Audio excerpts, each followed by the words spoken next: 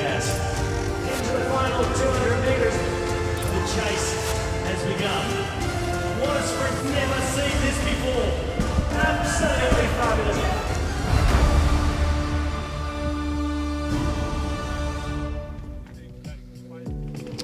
Hello and welcome to the Hammer Series. It's day 2 of Hammer Stavanger here in beautiful Norway. And yesterday, the teams battled it out on the Hammer climb where Jumbo-Visma ultimately topped the standings, sealing victory on the final climb, just ahead of Lotto Soudal and Bora Hansgrohe. Today, it's the Hammer Sprint.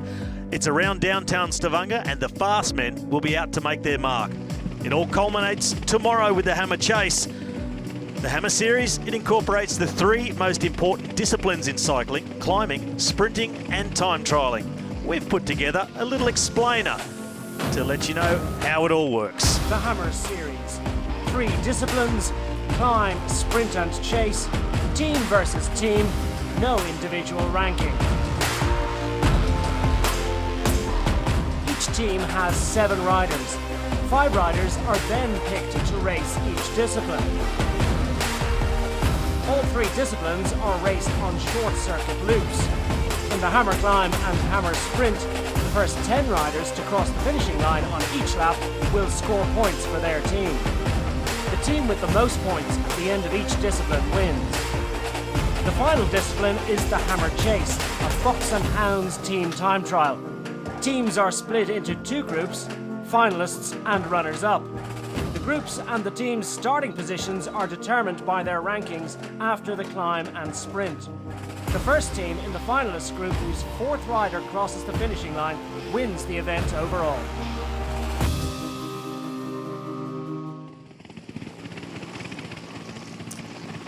Hello, I'm Robbie McEwen and I am joined here at the Hammer Series by Josie Bean. Josie, welcome to day 2, your first Hammer Sprint.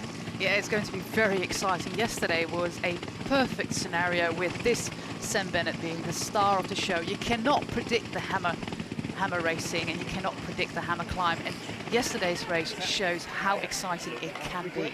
Well, what we've seen over the last editions of the Hammer Series is that aggressive racing is always rewarded. Sam Bennett, he was super aggressive yesterday on the hammer climb, but as a sprinter, to do what he did almost single-handedly, we always talk about the importance of team, but he almost single-handedly lifted his team into that 3rd position, and it was only right at the end. They were overhauled by Jumbo-Visma and Lotto Soudal. Well, this is, of course, Alexander Kristoff with his kids. It was really, really cool to see this morning that there was a kids' ride in Stavanger, and, well, Alexander Kristoff's 2 boys rode along. Well, super aggressive racing yesterday. Let's take a look at some of the highlights of the hammer climb.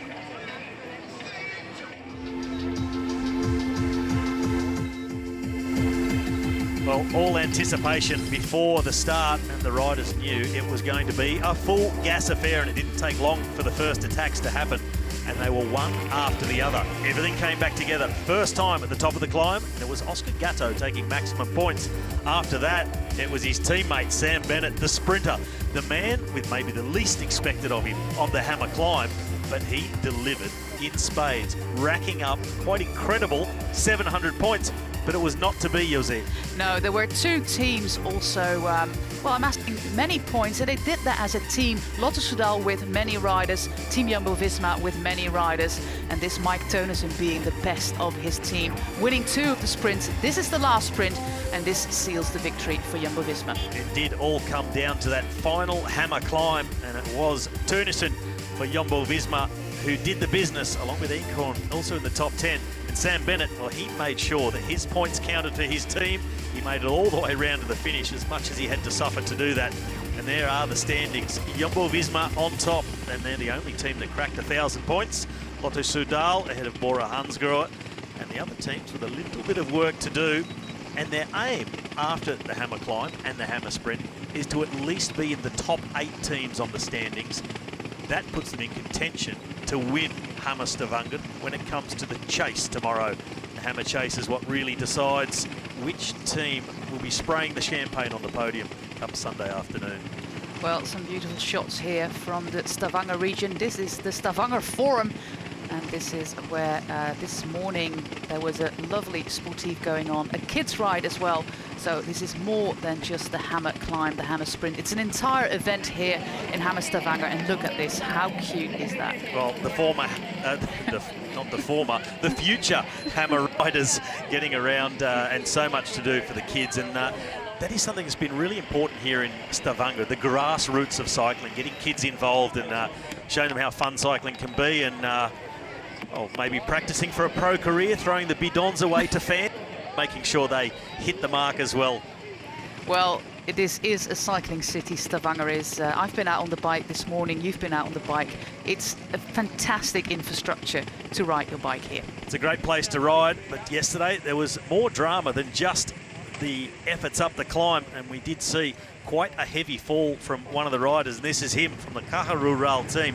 Sergei Chernetsky went down at high speed. You can see the jersey and the nicks both ripped, and we've got the onboard footage. Have a look at this, all on his own, and it looked to me the right foot came out of the pedal. He has unclipped while he's trying to hold the wheel, and it's just tipped him off, and he was going somewhere around 50 kilometres an hour at that point, and you can see the pain that he's in, but a testament to the toughness of riders, and particularly to Chernetsky. He's pinning the numbers on, and he's on the start list, and he will participate today in the hammer sprint. Well, he has to, because his team has only sent 5 riders, so he has to take the start today. But will he make it to the finish? And Chernetsky himself, he's pretty fast, so let's see what he's up to today. Well, we saw the exploits yesterday of the Irishman from Bora Hansgrohe, Sam Bennett, on the hammer climb, and we thought we'd better catch up with him and get his take on how he smashed the climb yesterday. I guess maybe unintentionally you were kind of one of the main protagonists yesterday. Just how was it yesterday? It looked absolutely exhausting. Yeah, at the beginning I was just having fun and saw myself in the break, but I thought it would come back quicker, and but then I had to go for all the points. So yeah, the legs just fell off the last 3 laps, and the last 2 laps I couldn't get off the saddle, just cramping. So yeah, I didn't think it was going to be this hard, but no, it is a bit of fun. And what kind of shape has it left you in for today? How are you feeling? How are the legs? Because this obviously was going to be your day today, really. Yeah, slept 10 hours last night. I was dead. I feel better on the bike than I do sitting down and stuff, but it'll be hard. But I don't think it's going to be like bunch sprints. I think it's going to be more breakaways and just real racing. So see, we just try and get as many guys into points each time, and yeah, see how it goes. And as a first experience of hammer for you, how was it? How did you find it? Yeah, it's a lot of fun. I think it's great for the sport. It's really interesting. It's not like other long races where it's boring. There's always something going on, and I think it definitely has a place in cycling for the future. So, I think it's good for the sport. It brings like a lot of people can come and watch the race. Maybe there'll be more interest, and yeah, it's good. It's great. And just briefly, without giving too much away for today, what's the approach? What's the main sort of tactic for a day like today? Just be aggressive. Yeah, you can make all the tactics you want, but it's unpredictable. And you just have to race. It's not like other races where it's conservative. It's all out. Right. Best of luck for today. Thanks a lot for your time. Cheers. Well, Sam Bennett really enjoyed his day out yesterday, although he said himself the legs fell off and it was a bit of a struggle to finish those last few laps. But here are the teams that are on the start line in the Hammer Series. Mitchelton Scott, the defending champions. De Koenig Quickstep always pushing for the win. UAE Team Emirates, the team of Alexander Christoph, the local favourite. Bora Hansgrohe, CCC. Team Sunweb, Lotto Soudal from Belgium.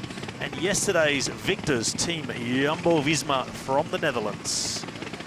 4 more World Tour teams in education first. Team Ineos Trek Segafredo and Team Dimension Data, and the 4 wildcards from France, Delco Marseille, the Israel Cycling Academy, Rival Readiness Cycling Team from Denmark, and the Spanish team of Caja Rural. Those are the 16 teams competing in the Hammer Sprint today.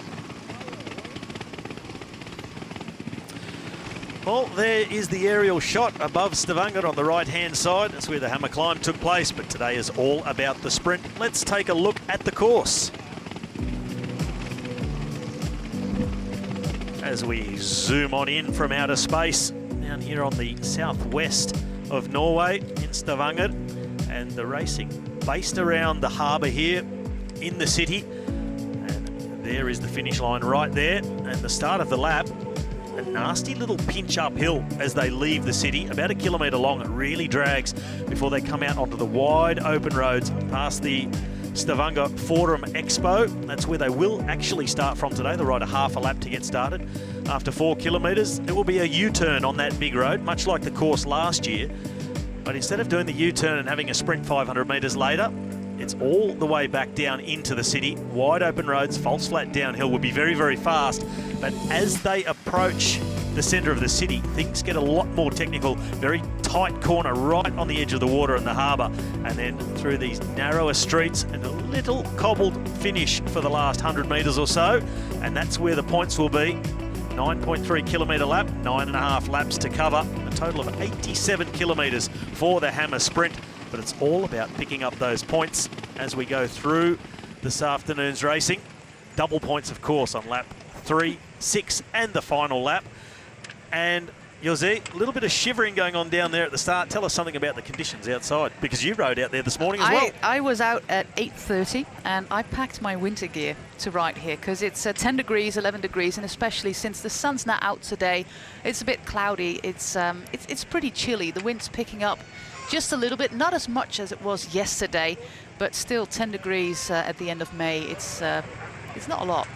No, it is fairly chilly, but the riders all know there's no place for leg warmers and jackets and vests, because this racing is fast and furious right from the get-go. So they've got to be ready to race. So shivering on the start line, but it won't take long to warm right up. No, and we've seen yesterday that some of the teams even went on the bike trainers to warm up, to get the muscles warmed up, because there's no easing into this Hammer Sprint. It's straight from the get-go. Well, let's take a closer look at a few of our teams taking part in the Hammer Series in today's Hammer Sprint. Jumbo-Visma, the winners of the Hammer Climb yesterday, but today for the sprint, Amon Grundal Janssen, and along with number 72, the man many have spoken about for today, Dylan Groenewegen, and one of the best sprinters in the world, Inkhorn Turnison and Martin Wijnands. They'll be trying to provide the lead-outs and also take care of any breakaways. We do see it split around this circuit, but they are the team to watch, especially after yesterday. Well, we're also going to look out for Bora Hansgrohe. How has Sam Bennett recovered? But also Shane Archibald, normally his lead-out guy, and Oscar Gatto. They are the guys with the fast legs. And Marcus Burkhardt, Christoph Pfingsten, we've seen them try yesterday to be in the breakaway. And maybe that's the scenario we're going to see in the Hammer Sprint today, that many of the points will be taken by a breakaway. Team UAE Emirates, headed up by Alexander Christoph. He is the local man. He's from Stavanger. These are his training roads. Well, he said himself he doesn't train much through the city streets. And he's also got fellow Norwegian Bistrom and Roberto Ferrari, another fast man who can grab some points for the team. And the experienced Manuele Mori and Alexander Ryabushenko, the Belarusian number 26. Also a pretty handy turn of pace. Well, we're going to look at the wildcard team of the Israel Cycling Academy. It wasn't their day yesterday, but with Sonder Halst-Enger, Riccardo Minali and Tom van Asbroek, they have got 3 fast guys on the team. Daniel Turek, he's normally a guy for the breakaway, and of course their second Norwegian guy, August Jensen. Education first. We saw them start to get amongst the points late yesterday, and today they were coming with Moreno Hofland along with classic specialist Sebastian Langeveld. Daniel McClay, he's the fastest sprinter from Education First. The big Kiwi Tom Scully, he's a man who can counter-attack up that pinch out of town and get himself in a break and go about getting some points that way. And along with them, Julius van den Berg, the Dutchman, number 96. Well, those were some of the guys that we're going to see in action today, but of course, the Hammer Sprint being as unpredictable as it is, we're going to see some new names as well. Maybe some young guys even, Robbie. Quite possibly. The young guys are also always eager to prove themselves, and this is the perfect place to do it. Short, punchy races, plenty of opportunities to get themselves up the front and make their mark. And some good news for the riders. We've been, as always, checking closely on the weather forecast, and there was the chance of some showers this afternoon. That's now been updated, that the chance of showers is after 9 o'clock this evening. So that is very good news for the riders. And although it's chilly, it's going to take more than that to put off the Norwegian crowds from coming out to watch the race, because the crowd is really building around here at the finish. So it's going to be a fantastic atmosphere down here along the harbour in Stavanger for the Hammer Sprint. As they roll away under neutral conditions. So the red flag up, so under controlled conditions as everybody gets rolling away. And it won't take very long for a race director to pull the flag in, get proceedings underway. And yesterday, the first attack coming from Nathan van Hooydonk from CCC, I think it took all of 150 metres for the first attack. Well, you see that some guys are already getting to the front now, getting a little bit closer to the car. And we know that the first sprint is already coming up after half a lap, so it's not a full lap to do. So the first 100 points are here in, well, less than 5 kilometres. Well, a warm-up is key, especially in these cold conditions. But when you're asking that of the legs to get up there for a sprint after just 4 or 5 kilometres, then I'm sure there's been plenty of riders spending time on the home trainer, on the rollers, getting the legs warmed up and ready for this first horribly intense effort after such a short period of time. Now we might see some different teams at the front today. Team Sunweb, they've got some fast guys here. You see Lawrence Nase all the way on the left side of the peloton. Koen de Kort there for Trek Segafredo. Of course, the trusty lead-out man for John Degenkolb, but maybe he gets his own chance to do some sprints here in Stavanger. He's chatting. Oh, there's the flag. And that means that we're racing this Hammer Sprint, and it is full gas straight away. Well, you look at that. Often we see the bunch just rolling slowly and then one rider choosing to really light things up with an attack, but it was every rider across the front of the group who accelerated it at once, holding things all together at the moment. And in the team meetings, you can just imagine how many tactical scenarios were being thrown about for this Hammer Sprint.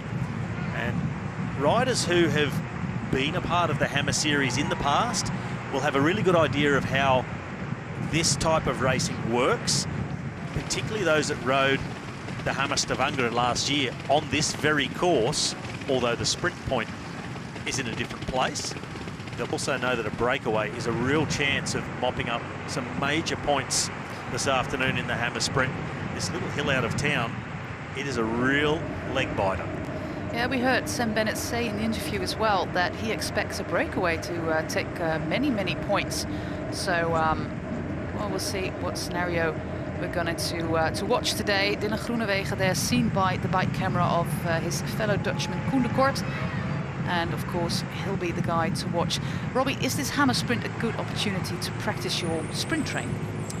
It's an opportunity, but then again, the way it works in the Hammer Series, consistency is key, and it's also necessary to score with more than just one rider. We saw yesterday Sam Bennett so dominant on the Hammer Climb, but his 700 points along with the 100 collected by Gatto, it wasn't enough to win the Hammer Climb. So if you do a full lead out, it might be good practice for other races, but you're effectively going to sacrifice most of your team for one guy to maybe win the sprint. I think you need to go in with a little bit different tactic, not a full lead out, but almost with 2 guys sprinting. Your lead out man doing not quite the full amount so he can just stay up there and collect points in the top 10. Really great racing here by Lawrence Nase, the little brother of Oliver Nase. The not so little brother. Well, he's yeah. a fairly large man himself. Only in age, that is, not in size, because he's a powerhouse, Lawrence Nase. So the riders have swung away off the main road that brought them back into the city of Stavanger. So they're now on the city streets and approaching the harbour. And this is where the course gets a lot more technical. Fast right-hand corner, and you can see the road just dipping away. So very quick down into town. Be another sharp left-hand corner here, and you can see the lead vehicles and motorbikes just in front of the peloton going down onto the waterfront. So almost a criterion-style course for the Hammer Sprint down around the city streets of Stavanger. Well, you can see already that the peloton is really stretched out, so it's absolutely key to be at the front of the peloton here, because this is not a part of the course in the last kilometre that you can really make up ground. Well, Sam Bennett riding very attentively near the front of the peloton as well yesterday. Oh, he made such a huge effort yesterday. I'm really wondering how his legs are going to be able to back up today after that effort. Even though it's a short stage, it was very, very intense. Well, we get right to the city centre with a lot of twists and turns, some chicanes and some cobbles even here on the waterfront. And we see the sprint being prepared. It's only a few hundred metres to go. The very tight left-hander here, really narrow, 500 metres out. As they line up for this final straight in towards the line, the City Council have essentially covered an entire roundabout with tarmac to try and make it as smooth as possible. There it is, up and over, inside 300 to go. First points now on offer, 200 metres out, still no major sprint. Everybody very wary, so they're going to be short, punchy sprints, take as many points as possible with the minimum amount of effort. But up the middle, it is De Kooning. Quickstep, Walscheid on the left of picture. Well, he hasn't come up on the timing. It's been Martinelli and Hodge. No, there he is. Walscheid was second behind Hodge. So Sunweb, well, they take the major points because they had 3 riders in the top 10. So Sunweb making a good start to the Hammer Sprint. And that's how you do it. The Koning Quickstep, they win the sprint with Martinelli getting 100 points. But look at Sunweb, almost double because they have strength in numbers.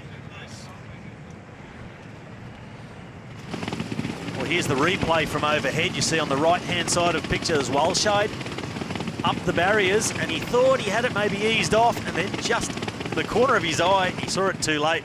Hodge, the Colombian from De Kooning Quickstep, was coming up alongside Walscheid, sprinting in the saddle.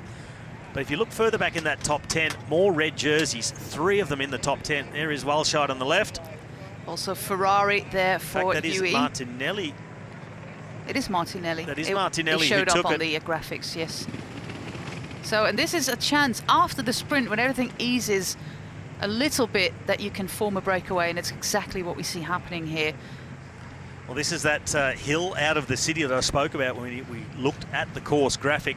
It's quite a nasty little pinch, and the riders will be really aware of that. 800 metres, an average of 5%, but there's a couple of little kicks in it that are approaching 7-8%. So after there's been a sprint, it's a perfect springboard for riders who fancy themselves more as breakaway artists, get themselves off the front and take some points for their team.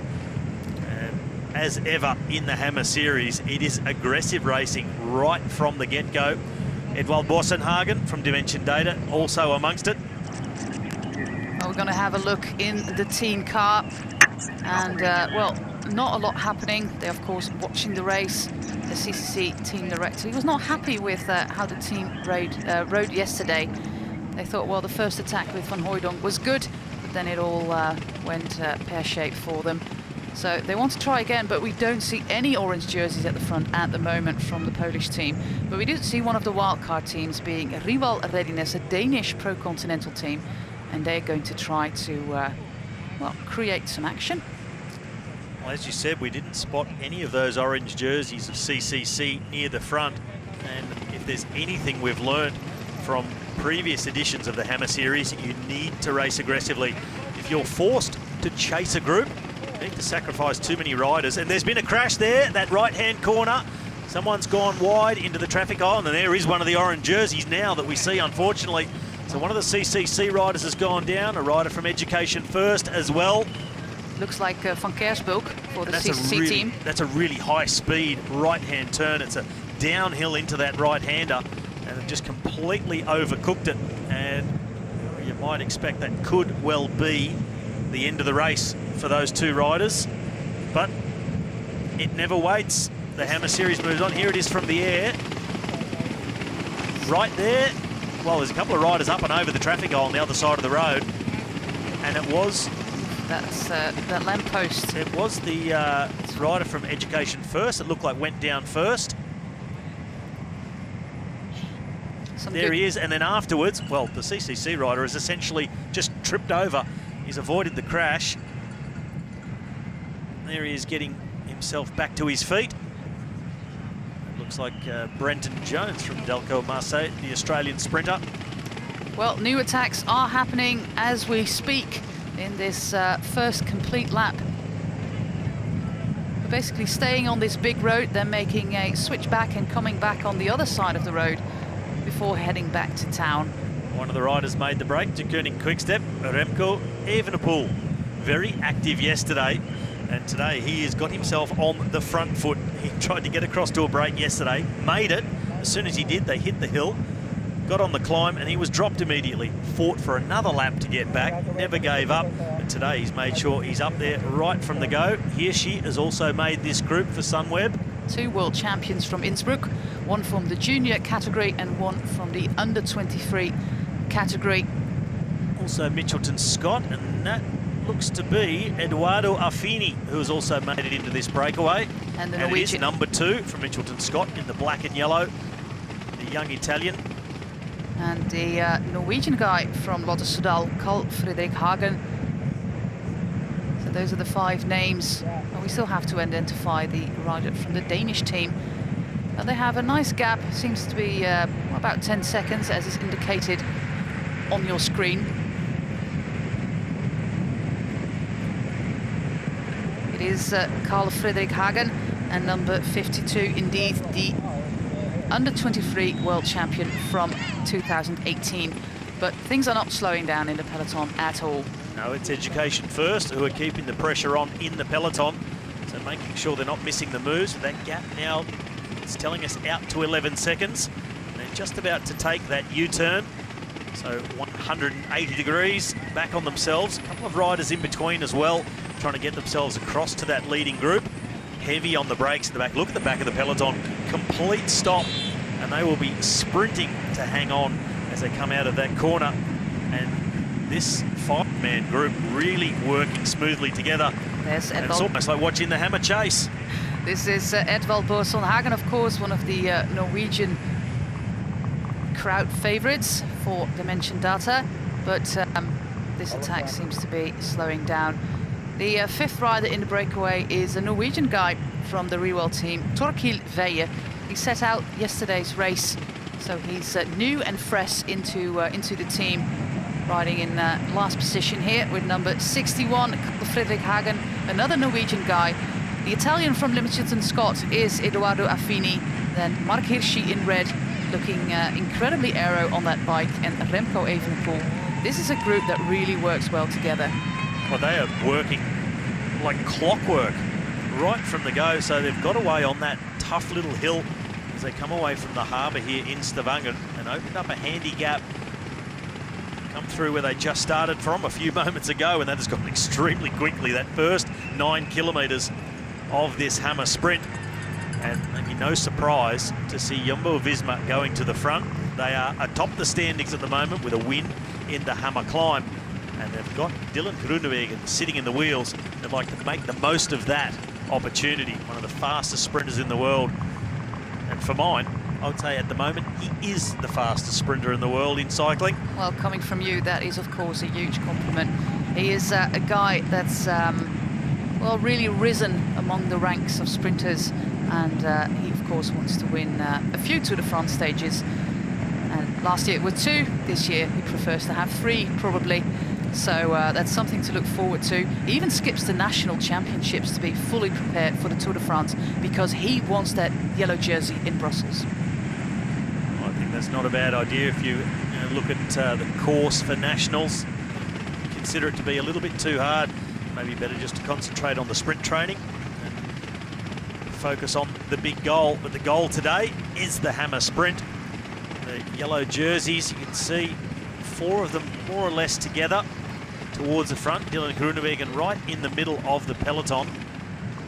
Things are settling back in. 5 riders off the front, but 10 points every time they cross the... Or points for 10 riders every time they cross the line, rather. All the way at the back here, is number yesterday's 75 star. is Turnison, the man who was so active yesterday in the hammer climb, taking a bit of a back seat at the moment. Well, it looks like the guy who crashed from Education First was Julius van den Berg with number 96. You can see that his bib shorts are torn, but he's back on the bike and he's back riding. Well, of course, Jumbo-Visma want to compete in this sprint, but we can see again that the red jerseys of the Sunweb team are well represented at the front of this group. In the last and first of the Hammer Sprints today. They had 3 guys in the top 10, so they top the leaderboard at the moment with 176 points. Well, I thought, here's that sprint again. And Walscheid, I thought at first he was quite intelligent the way he was riding it in the saddle conservatively. And then he saw Martinelli looming up. And look at the numbers from Martinelli. A maximum of 1110 watts, average of 930. That average speed, so the wattage is around the same as what we were seeing yesterday on the Hammer Climb in terms of average and maximum. Now the speed, well, what a massive difference. 20 kilometres an hour on the Hammer Climb, 61.5 in the first Hammer Sprint. Well, we are going to prepare for the next sprint. It's coming up in 2 kilometres, and it looks like these guys might be contesting the sprint with Avini, with Evenepoel, with Hagen, with Veje and with Hirschi. Those are the 5 names in the first group. Well, they're into the city streets, and you can see who the local support, UAE, painted on the road for Alexander Kristoff. He'll be hoping to put on a good show for all his local supporters. And they come down onto the harbour front, criterium style, here in the Hammer Sprint. And they are within the final kilometre of this lap. Here's our leading 5. And just up the road in front of them is that tight left-hand corner. That will set them up with 500 metres to go. Well, you saw that Carl Friedrich Hagen was looking over his shoulder to see if the peloton were coming. Well, they're not, meaning that these 5 guys are going for the top 5 places, which is good for Mitchelton Scott, because Eduardo Affini is probably their fast guy. I was thinking the same, but he's gone and got himself stuck on the front. He's had quite a long turn, still 500 metres to go. Now's not really the time to pull off from the front, drop yourself down to the back. So looks like he's trying to ride it from the front, a little bit conservative at the moment. He'll just try and fend them off to take maximum points. Most of these riders are more climber types than sprinters. Yeah, we see Mark Hirschi. Yeah, he tries with an early attack. This looks very promising for the young Swiss guy. He goes for the full 100 points, and no one contests Mark Hirschi. 100 points for Sunweb, 2nd place for Avini, Veje in 3rd, Evenepoel in 4th, and 5th place then goes to, of course, Carl Friedrich Hagen. There is Groenewegen in 6th place. He comes across in front of Max Walscheid, Dan McClay for Education First, Christoph, and then Nicholas Maas for Lotto. So again, 2 riders from Sunweb getting themselves in the first 10. Well, and it looked to me like the rest of that group really let themselves get ambushed by Mark Hirschi. Affini really didn't look to be paying attention at all. Well, he's a neo-pro, but if you're riding at a World Tour level, of course you should know the rules of the game. Well, Sunweb is doing pretty well, again with 2 guys in the top 10, and they really lead the leaderboard now with 170 points ahead of the team in 2nd position. Let's watch the sprint again. Well, here's that moment. Hirschi accelerates, pulls out of the line all the way across to the left. Veje makes the reaction. He doesn't have the acceleration. Affini finally gets his gears sorted out and decides to have a sprint. Closes the gap down, but too little, too late. There's Hirschi with top points. And probably surprised himself a little bit by pulling that move off. Nonetheless, good points for Mitchelton Scott as well. 2nd place for Affini. And the question is now, after sprinting against each other like that, will they find that rhythm again to work smoothly together and keep that gap open? Well, here is the answer. This is that hill on the way out of town, and already the counter-attacks are coming. You can see how low the speed is. No, well, there they are, with a bit out of shot, so out of frame. But riders come across. Belgian champion from De Koning Quickstep. Yeah, we've got 7 guys at the front at the moment. 2 guys have joined the breakaway, including, like you said, Belgian champion Yves Lampaert, but more riders are coming. The Riwal Readiness team is very active today. They didn't really find a parcours to their liking yesterday. With at the moment, they are doing pretty well with points in the last 2 Hammer Sprints. Coming across that gap with Lampaert as one of the riders from UAE. Or is that Bistrom?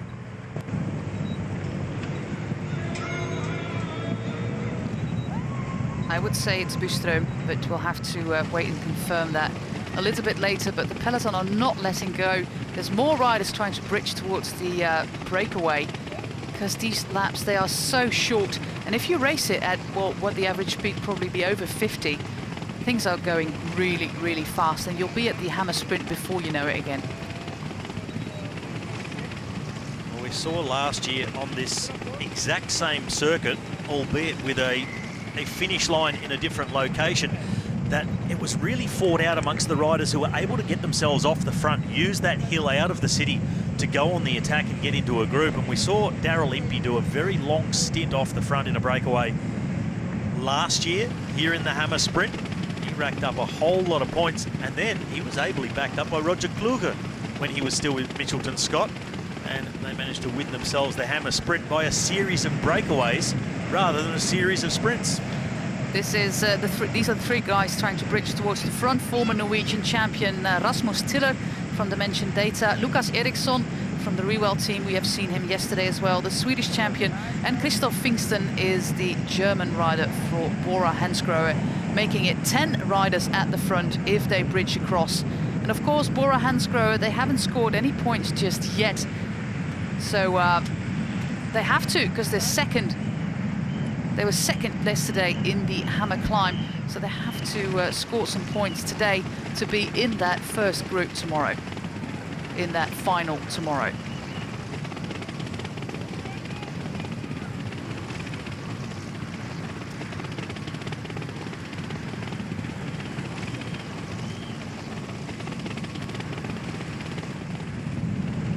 Evenepoel and Hirschi. Lampaard, one of the most coveted jerseys in cycling, the Belgian national champions jersey. And all Belgian riders with a pro license, they have to be present at their national championships. It's an obligation. You can only give it a pass if your doctor declares that you're not fit, or if you've broken your leg or whatever, but you have to prove that you're not able to race the Belgian championships. And if you look at the situation in my own country, in the Netherlands, well, big riders like Tom Dumoulin and even defending champion Mathieu van der Poel just give it a pass this year. Well, this is the Watts from the Italian from Mitchelton Scott, Robbie. It's impressive. Yeah, well, his average speed, you see the nature of these sprints, they're not going absolutely full from 200 metres to go, as you may normally see. So the average speed a little bit down, but the maximum power of Affini, 1200 watts, he put out, and it was not enough to peg back Mark Hirschi, who made that really well-timed jump. Remember those 1600 watts on one of the Hammer climbs yesterday by Sam Bennett. That was something else. But you can see that the peloton are coming back. Heavy on the brakes, into that U-turn, out of the saddle, re-accelerate. And stretching the peloton out, because there are teams not represented in the front, and that gap has really closed down now. Number of riders coming across. That's it. This looks like it's going to be shut down. Eriksson, he's trying to get himself off alone, but he's seen how late it is, so I'm not going to get away on my own. I have to sit up, reset. Next sprint coming up in 3.5 kilometers. So let's see if we can see our first Dylan Groenewegen sprint. You gotta move with this guy. Let's try something.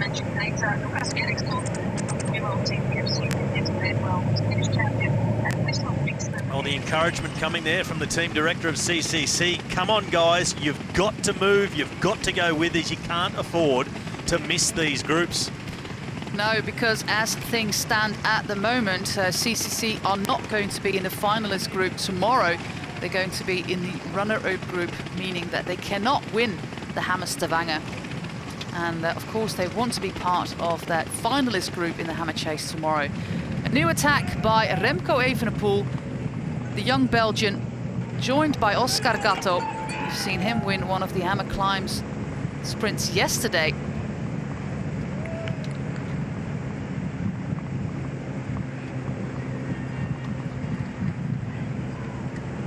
Gatto, one of the most experienced guys in the peloton. And Remco Evenepoel, of course, you know his story.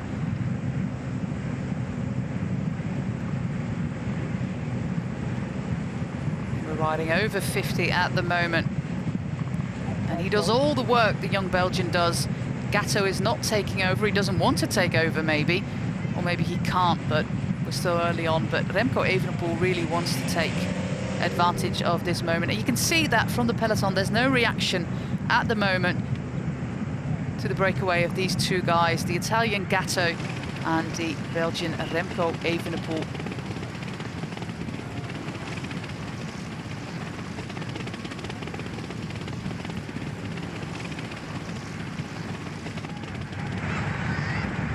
Next sprint coming up, 4 kilometers, 3.5 to be precise. Well, just like yesterday, Remco Evenepoel never wanting to give up. Just attack, attack, attack. That gap now, 5-6 seconds. They'll be trying to get themselves back into the city streets, where it's a bit more winding lefts and rights, a lot harder for a peloton to bear down on them. Still Education First doing a lot of the riding on the front. So this big open stretch of road, it's quite often been Education First, but they haven't been able to deliver for maximum points yet. Evenepoel pushing on. A nice free ride in the wheel for Bora Hansgrohe. Education First, they are currently in 10th place. So only 30 points so far for the American team.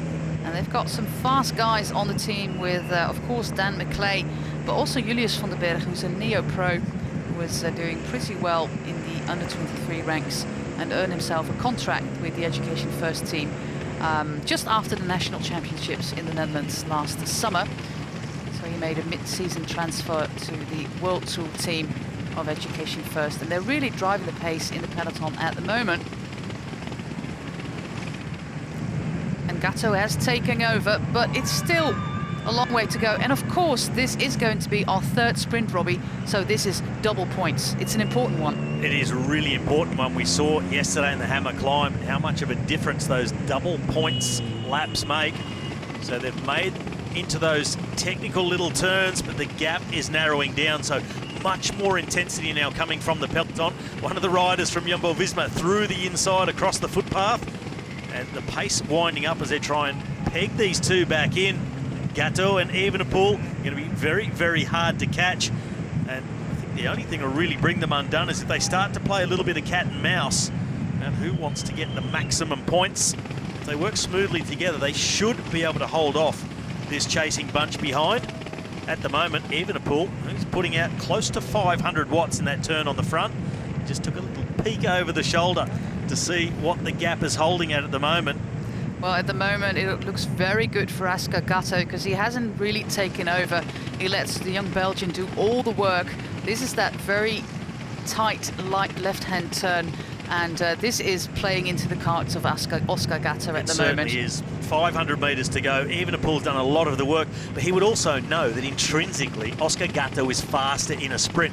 So Evenepoel's making the best of the situation, just making sure they stay in front. Here comes Gatto, up and over the lump in the finish straight, and Gatto, he is on, just like he took a maximum 100 yesterday in one of the Hammer climbs. Well, he's taking the maximum 200 in the Hammer sprint on lap 3. Evenepoel hanging tough. He's staying in there for second, and importantly followed by a teammate, plus another teammate further back in Martinelli. So 3 from De Koning Quickstep in the first 10. It's reading Finkston. Yeah, on our screen. I was not correct on that. It is Christoph Finkston. Evenepoel, Hodge, Mike Turnison, active against Sam Bennett. He's found his legs again in front of Dylan Groenewegen. Martinelli, well, that's a good deal there for De Koning Quickstep, and they have gone now to the top of the table. No Sunweb riders near the front in that double point sprint, so active early with so many riders. Hirschi winning a sprint, Walscheid being up there in the top 2. But now it is De Koning Quickstep that hit the front. Let's look at a replay of that sprint. Well, there's the acceleration from Finkston. Evenepoel knew it was going to come, and he had to do everything he could to hang in there for second. Even looking back to have a look and say, well, when can I back off? Yep, I'm safe. Sees his teammate coming up behind him. Good tactics here by Bora Hansgrohe. with this German rider. He started off in cyclocross even, Christoph Pfingsten. So he's got that explosiveness that you need in such a, well, explosive sport, in such an explosive event like the Hammer Sprint. Yves Lampaert here on the front, the Belgian champion from De Koning. And they are in front on the standings at the moment. An attack coming from Mitchelton Scott.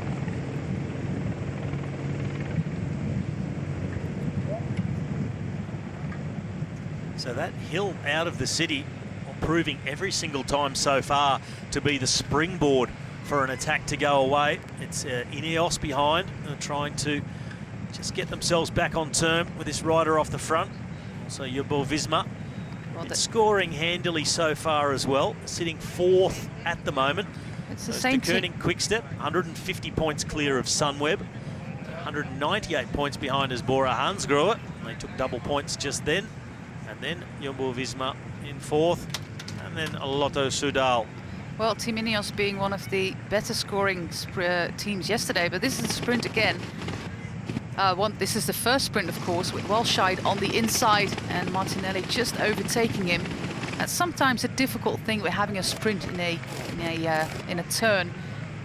And Walscheid, well, he just missed out on those 100 points. The second sprint went to his teammate, Mark Hirschi, who surprised his 4 fellow riders in the breakaway quite easily, I should say. A good ambush attack, and then it was a breakaway for the next one. Pfingsten along with Evenepoel. Evenepoel doing most of the work, and then Pfingsten just being able to jump out of the slipstream, ride up and take that 200 points. The double points on lap 3. Of course, another double point sprint coming on lap 6, and then again the final Hammer Sprint on lap 10, the last lap. Everything back together at the moment, and De Koning Quickstep making sure they're staying in control. Petr Vakoc, the Czech rider here at the front for the boys in blue. They're on top of the leaderboard at the moment. Team Sunweb in 2nd place, Bora Hansgrohe in 3rd, but still everything to play for. Nathan van Hooijdonk here, because CCC, they've only scored 18 points so far. We've got 4 teams on 0. Being in Dimension Data, Caja Rural, Trek Segafredo and Team Ineos, who did a great ride yesterday. This is Michal Golasz, the Polish rider. They did a great ride yesterday, Robbie, Team Ineos, and today they haven't scored any points yet. Well, they were very active yesterday with Lawless and Ben Swift. Maybe just paying the price for being so aggressive and active on the Hammer Climb. But still a long way to go in this one. It's an early lead for De Koning Quickstep. You've got to be performing in pretty much every sprint, but performing consistently with multiple riders from the team. But it's not too late. If you haven't even scored yet, it's not too late to get yourself towards the top of the table. But you'll need to score in every sprint from now on in. But this is where that point in the race where we start to see the legs getting tired and riders start to drop the wheel, and particularly on that little hill that takes them away out of the city, which comes right after the finish line. Well, that is a point where the non-sprinters can start to make their mark. CCC, well, you can tell they're decidedly unhappy. Just that,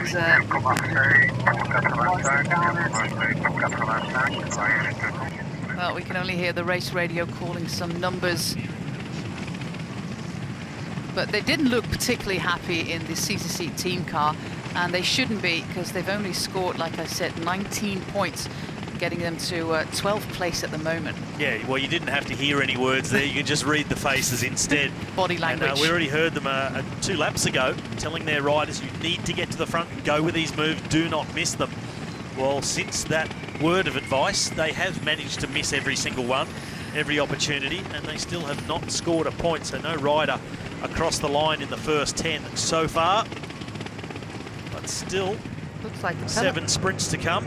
Looks like the peloton, Robbie, is not as big as... Well, it's completely split in half. It is. It's not a big group anymore at the front. So this is an interesting scenario. And who are the guys, who are the fast guys in that second group, and who's going to close the gap? Well, that is the big question, if anybody is going to close the gap, because everybody in this second group will have teammates in that first group. You'd think it's got to be impossible that any team has missed it with the complete team. So there won't be a lot of incentive for that second group to close the gap. They've got all teammates in front. They'll have to rely on it, just a break in pace or sitting up at the front. But CCC, they are now taking the words of advice from the team director and getting amongst it and making it happen, trying to get themselves off the front. If you look in the distance in the background, you still can't see Group 2 coming into shot. They're losing ground, Robbie. They're losing ground fast. So this is getting very interesting indeed, because it's just like Sam Bennett said, this is not at all about 10 bunch sprints in a row. There's so many different scenarios that can play out, and this is one of the scenarios, of course, just making sure that the peloton is split. This is, I think, the second part of the group. We've got number 75 there, Mike Teunissen, also number 66, Lawrence Nase. And it looks like also Dylan Groenewegen is in that second group. Tim Wellens is in the second group.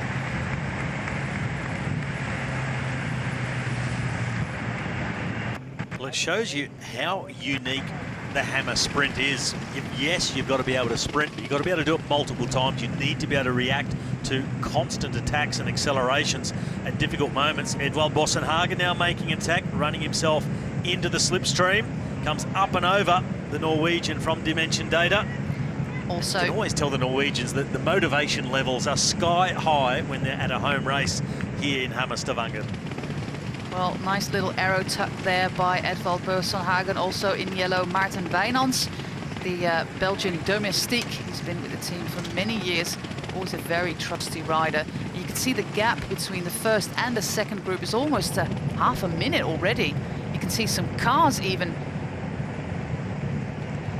So this is not looking good for this group. You can see Dan McClay there in the pink Education First jerseys, and I think Dylan Groenewegen is over there as well. He is. So some of the big name sprinters have missed this split in the peloton. And two of the fast guys for Jumbo-Visma, Mike Teunissen and Groenewegen, are both in the second peloton, and that is going to be a disaster for their position in this Hammer Stavanger, and they might not even make the finalist group tomorrow. That's going to be a massive blow, exactly that. You've got to come out of the Hammer Climb and the Hammer Sprint with at least an average of 8th place in the two races. You've got to be in that top 8 teams to be in contention to win the Hammer Stavanger at the end of the Hammer Chase tomorrow. Now, they won the Hammer Climb. If they don't finish in the top 10, 14, they could be in huge trouble. Well, they have got two guys here. We have seen Maarten Wijnands, and I think it's the Norwegian rider as well, Amund Grøndal Jansen, in this group. But of course, it's a huge blow to not have the two fastest guys, Mike Teunissen and Dylan Groenewegen, in that first group. This seems like another attack by Bora Hansgrohe. Of course, they took maximum points in the previous Hammer Sprint with Christoph Pfingsten. And is this Burkhardt? It did look to be the tall figure of the German from Bora Hansgrohe. Also active yesterday in the Hammer Climb, and that is Marcus Burkhardt.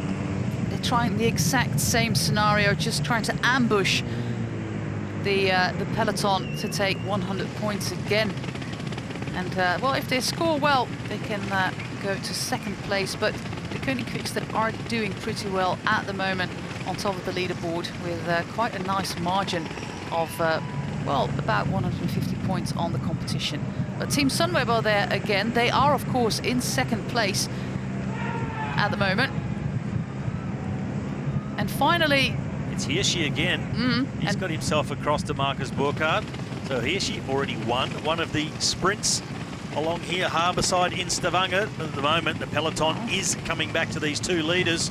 So it looks like only the second time we're going to get a full group sprinting for the top points. We're missing some of the big sprinters like Dylan Groenewegen, Dan McClay, and look at the rush to get to this really tight left-hand corner. This is it with 500 metres to go, and always a red jersey of Sunweb getting near the front. There's two riders in the first 4 for Sunweb, and one of them, tactically very clever, just dropped the wheel, let a gap open up because he knows he's got Walscheid in front. oh, this is great tactical Trek and racing. Dimension Data is there as well. Boasson-Hagen now. tries to make a run around the outside. It's the rider from Ineos in the seat. And over the top comes Wassenhagen. He takes top points for Dimension Data. And look at the crowds here. They are really happy to see Edvald Wassenhagen. He's one of the favorite riders of the Norwegian home crowd. And again, 3 riders for Team Sunweb in the top 10, scoring many, many points. And they are inching closer to the Koenig Quickstep, only a 45, more or less 38-point gap at the moment between the first 2 teams. De Koenig Quickstep defending quite well on that sprint. They also placed 2 riders in the first 10. So De Koenig Quickstep maintaining a gap over Sunweb. And this is the second group. There goes Dylan Groenewegen in the yellow from Jumbo-Visma. 36-second gap between the 2 groups. Here's a replay on board camera. And that is Edvald Wassenhagen in the white, just crossing that gap in that final few hundred metres. Over the hump with 300 to go, and that's the moment he makes his acceleration. There he is on the right side of the picture in the white. Looked to be struggling just here, then got himself out of the saddle again, re-accelerated, brought himself home over the top. Nicky, his aunt, follows the wheel through. And Kunde Kort just nipping in for 3rd across the line, the Dutchman from Trek Segafredo. Well, some great sprinting going on here. Well, in fact, our computer saying Ben Swift hung in there for 3rd, Kunde Kort 4th, and it did look as though that was the case.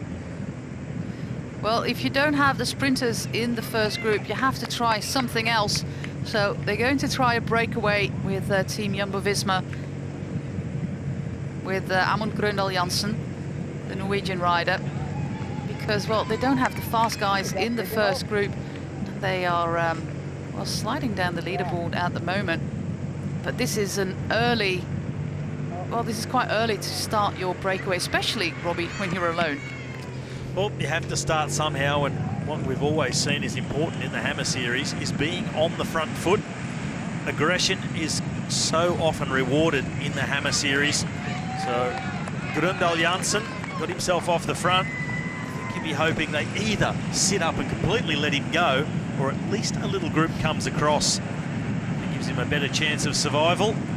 Swinging into this right high speed corner. That's where they came undone a little bit earlier. Through there safely, Grøndal himself back up to speed. Headwind at this point. False flat uphill, headwind as an individual rider.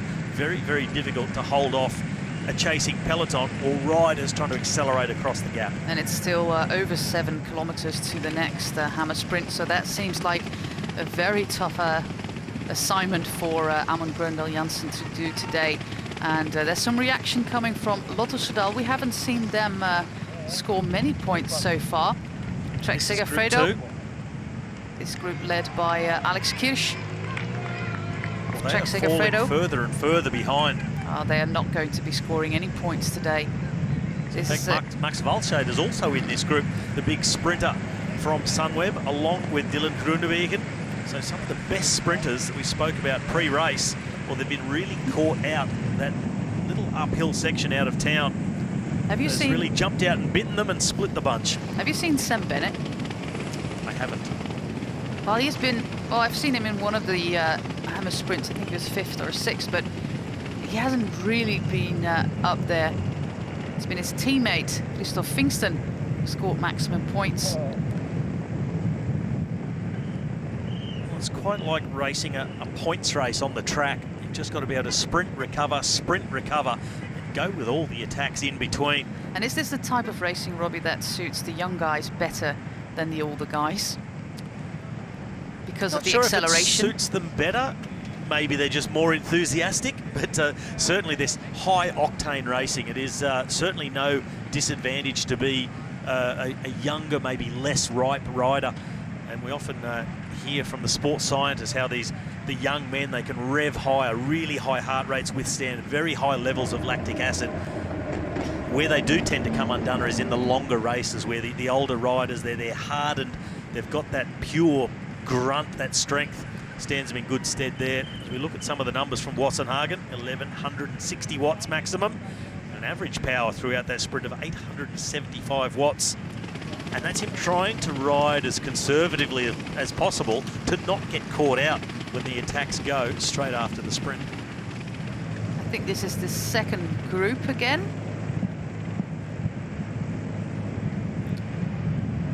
No, it's the first. This is the first group, yep. With Maarten Wijnands there. So they've got 3 riders for Jumbo-Visma.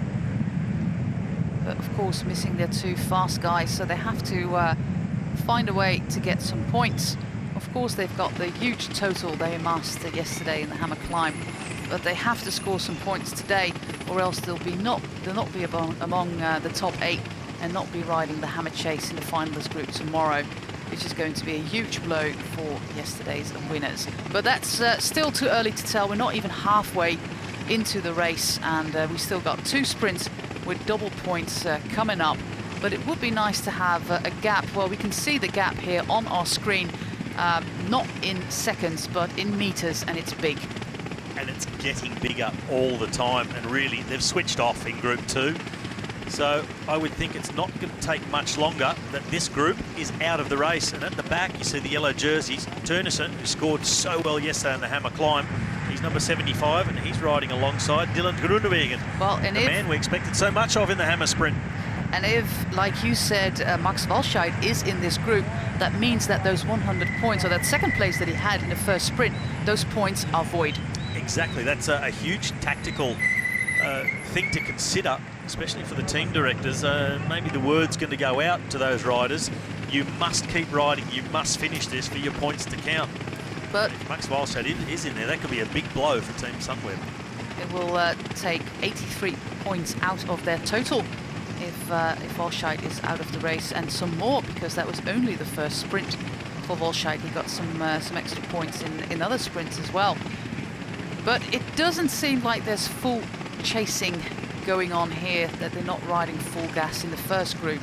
But it's a large gap to bridge, Robbie. And just like you said, they switched off. There's no chasing in the second group. There's no chase from the second group. You've got to wonder, maybe would the team directors be on the radio to their riders in the front group to say, don't push the pace, try and keep it slow.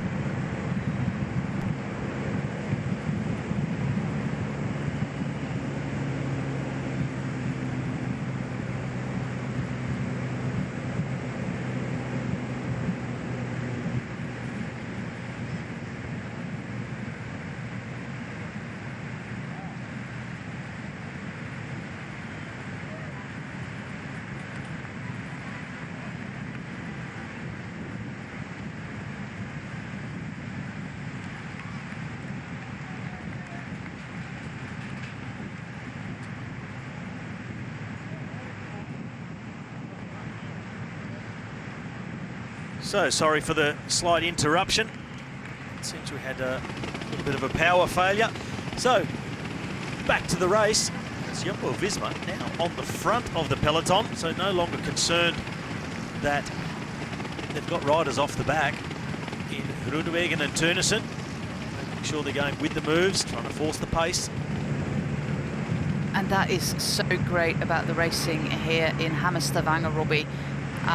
The team directors, they have to change their tactics instantly because, well, in the case of Jumbo-Visma, they find themselves in a scenario now where their 2 fastest men are all the way at the back, so they have to devise a new strategy on how to get points. Well, they're going to have to try and, for one, position themselves well to follow the wheels of the faster riders to try and keep picking off some points, and then make well-timed attacks. As we saw with Janssen, he made the attack on that hill, but he was solo and just was reeled back in. So you need to get off the front with a group to have any chance of surviving an entire lap all the way back around to jag some points. This is Sebastian Langeveld on the front for Education First. Down the main road into town, through the roundabout, and before the tunnel, they'll swing left. This is our unfortunate Russian from yesterday's crash, Sergei Chernetsky, with number 153. So he's still up and riding. It's a credit to him, he's made the first group. Very tenacious, because that looked like a horrible crash. But Chernetsky is back riding, and we see some attack there happening at the front of the bunch from the guys in pink from the Education First team, and an immediate counter by one of the riders of Jumbo-Visma, because this is the tactic that they need to employ now to get as many points as they can. Well, that's a really strong acceleration by Sebastian Langeveld. So he's been on the front for a few hundred metres now. Really was pushing the pace through that couple of corners. So just trying with a turn of speed to try and split the group, get himself off the front, take some points for his team. As you said, countered by the ever-present men in yellow, Jumbo-Visma.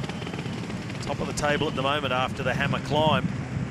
Of course, everything goes to 0 before the hammer sprint, but the points of both days are put together to determine the order that they will take off in the hammer chase.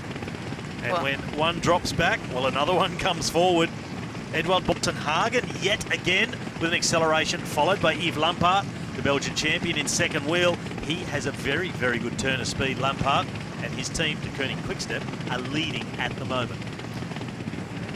And they're leading their small margin on Team Sunweb, because Sunweb, they got some good points in the previous double points sprint lap.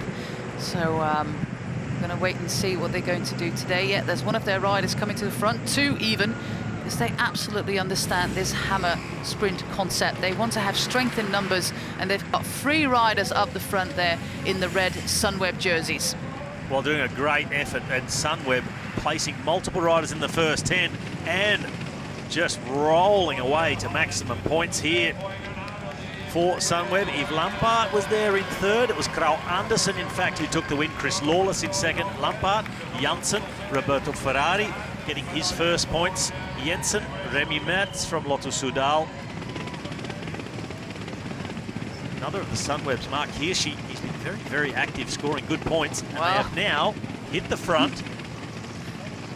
They've overtaken De Koning Quickstep. It's going. And that's what hammer is all about, team racing. Multiple riders scoring points. And we're not even halfway, and it looks to be a very exciting battle between Team Sunweb and De Koning Quickstep. Only 14 points between them at the moment, but still a lot of points left in the race. But it looks like these 2 teams are going to go for the win today in the hammer sprint. Well, Krauw Andersen, a dominant win in that sprint. Really powerful by the man from Sunweb. So stepping up to back up the points gained so far by Max Walscheid, Mark Hirschi, and also Nikias Arndt. So 4 of their riders scoring really well so far. An attack now by Michael Albusini, a man who last year in Hammer Stavanger, he went off the front on the hammer climb and really helped his team take out that last year. And they also took out the entire Hammer Stavanger, and indeed the Hammer Series at the end of the year after Stavanger, Limburg and Hammer Hong Kong. Well, these guys are done. They are now 1 minute 40 behind the peloton. And the thing is, are they going to stay in the race? Because there are some guys in this group who have scored points. The entire Rival Readiness team is here. Alexander Christoph is in this group. He has scored points in previous sprints. Sven-Erik Byström, so the 2 Norwegian heroes are here for sure. And also, is that Remco Evenepoel in this group as well? Looks like it, number 11. Yep, it is. And he has scored some points for his team, the Koning Quickstep. So if they are going to leave the race, which they will have to if they are going to be lapped by the first group, all the riders in this group who have points will lose the points, and the team will lose the points as well. So that can change something in the scoreboard. It will change something in the scoreboard, and might even mean that something is going to change. Alexander Christoph also caught out in this group at the back. Manuele Mori, his teammate next to him, the veteran Italian.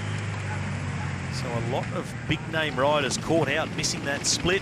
This is the lead group of the race. So they are all the way up and over that climb out of town, and the attacks just continue to rain down. This is Hagen from Lotto Soudal. Peter Vakoc for the Koning Quickstep. 2 riders who are doing pretty well. Of course, the Koning Quickstep in 2nd position at the moment. Lotto Soudal being 5th. Reaction coming behind from Affini, from Mitchelton Scott. Mitchelton Scott at the moment sitting in 10th place. They can't be really. Work to do. Can't be happy with that. And we've got a group split off from the rest, get themselves off the front. 7, 8 men. 7, in fact. Look at the time gap between the two groups. Group 2 over 2 minutes behind. So we can count them out from getting any further points in this hammer sprint. But and indeed, will they have any points to contribute at all? Because if they fall too far behind, they will be removed from the race. Any points gained will be wiped away.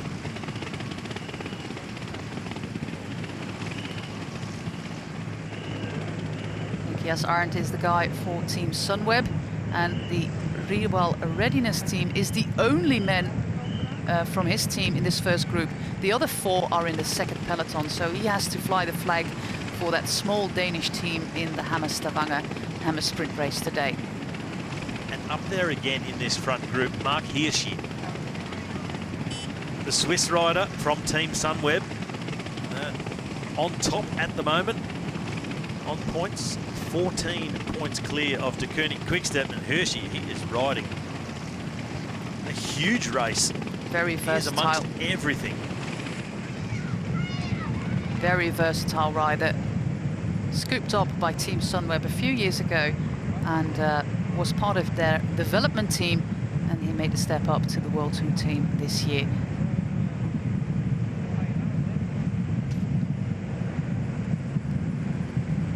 Still plenty of riders willing to try and jump across that gap out of what's left of the peloton, if you can call it that, our front group. So getting thinned out all the time. And every single time we come through the finish, that hill out of town is playing a bigger and bigger role. If it doesn't actually split there, it does enough damage, it creates enough lactic acid in the legs that an attack is enough to split the group, form 2 groups on the road. And do these 10 riders off the front now. And of course the teams, they have race radios, but it's this part of the course that they can actually see the second part of the peloton and know that they've been neutralized for this hammer sprint today. Well, that's the interesting thing, isn't it? That they know they've gotten rid of at least half of the peloton. And all the That's fast no concern. guys. They're still racing, attacking each other like it's the last lap in world cycling ever. Well, there's still everything to play for, because in that second group, that second peloton, are many guys with points. So that will change the entire situation in the hammer sprint if these guys are being taken out of the race. Van Hooijdonk here, the big guy, especially if he sits next to Mark Hirschi. And there are some guys in this group. This is Pascal Inkhorn trying to chase. He's one of the 3 riders for his team in this first peloton. Well, there's the gap between our breakaway and our front group. In fact, there's much bigger splits happened.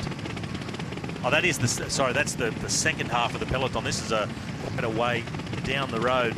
So that split is massive. It's going out towards 2.5 minutes between the 2 groups. It's where they started just under an hour ago.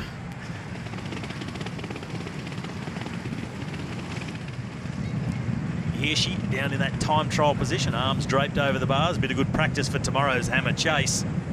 That's when it's effectively a team's time trial, the hammer chase.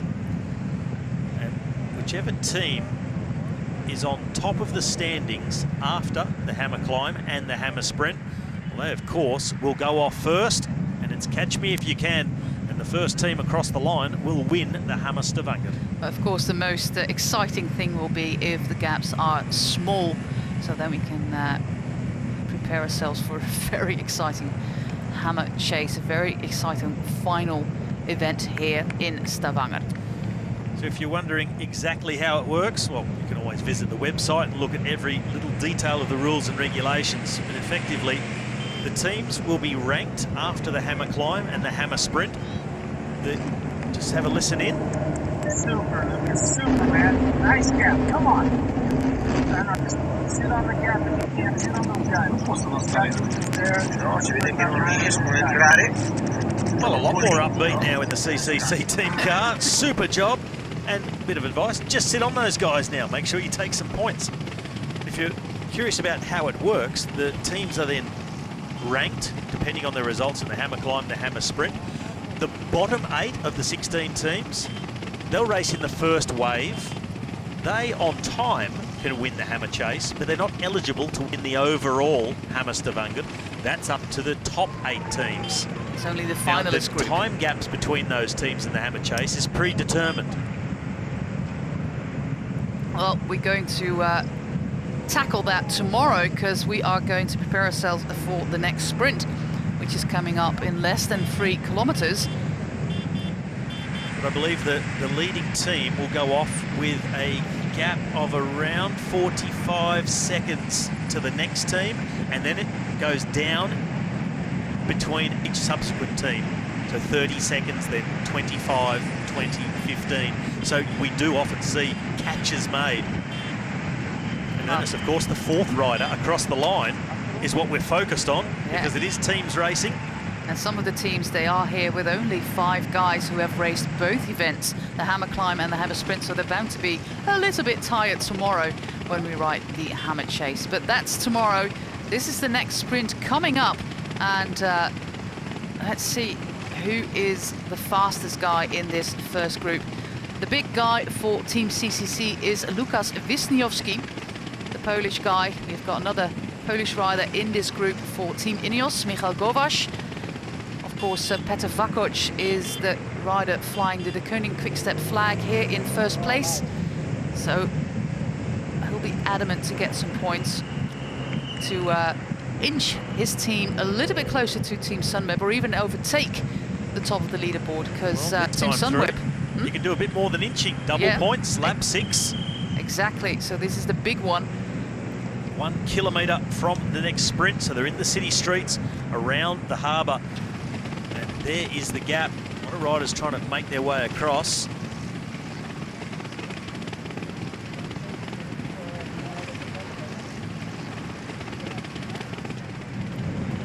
Nine seconds, the gap on the road. So this group is going to find it out for maximum points.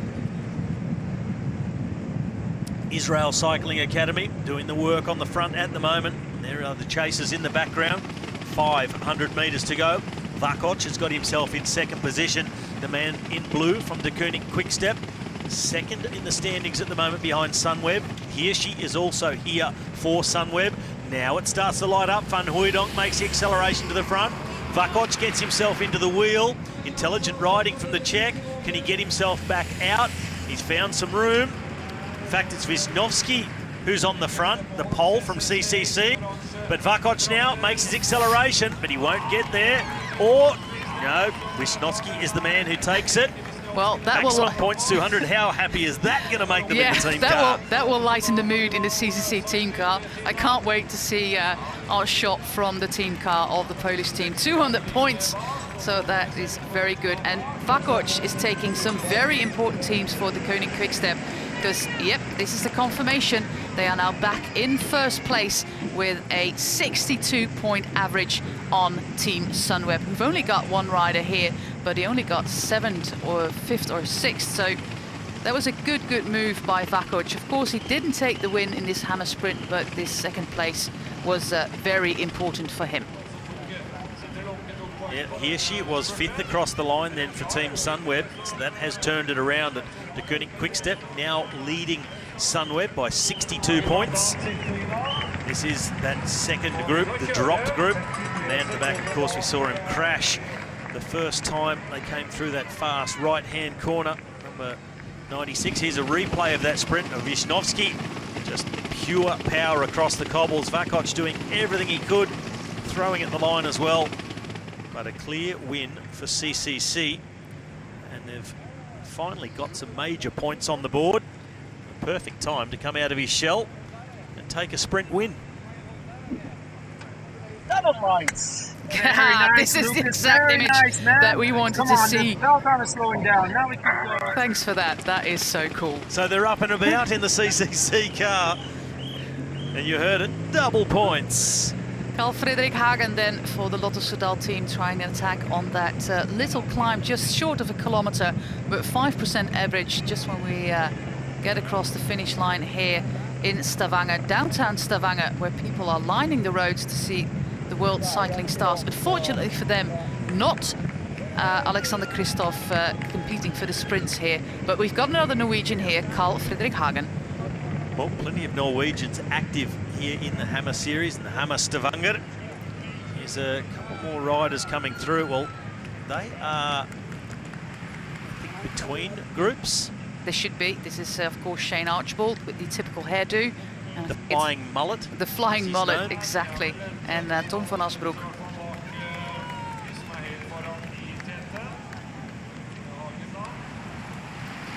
And here is the remainder of the race, still making their way around the course, trying to just stay in the race, that their points will count. Oh, the gap has stabilised, Robbie. It hasn't gotten that much bigger than the last time around. You can see them just steadily swapping turns. Alexander Kristoff coming through for a turn on the front, so that will please the home crowd to see their local hero. And sitting at the back of the bunch there was Dylan Groenewegen. I'm sure he'll be a little bit disappointed with his performance today, but just when that bunch splits and suddenly opens right up in front of you, there's really not a lot you can do. And it has put his team, Jumbo-Visma, behind the 8 ball. Such a dominant ride yesterday to win the Hammer Climb. Now they're going to struggle to take top position. And it's looking at the moment, De Koning Quickstep are in the box seat. Yeah, they didn't have anyone in the points in the last Hammer Sprints, plural. So they're not going to be happy with that. But everything has come back together. With the guys from the former Breakaway.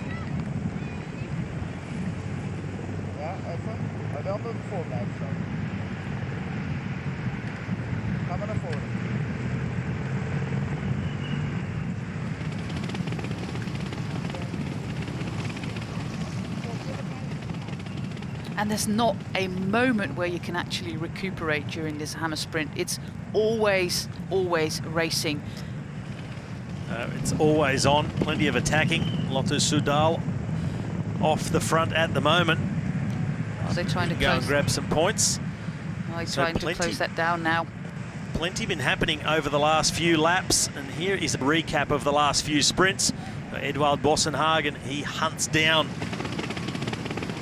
the Ineos rider of Ben Swift. His Nickies aren't following him through. And the Norwegian Bossenhagen taking maximum points for Dimension Data on that occasion. 100 points into their account. Arndt, Swift and Kunde Kort.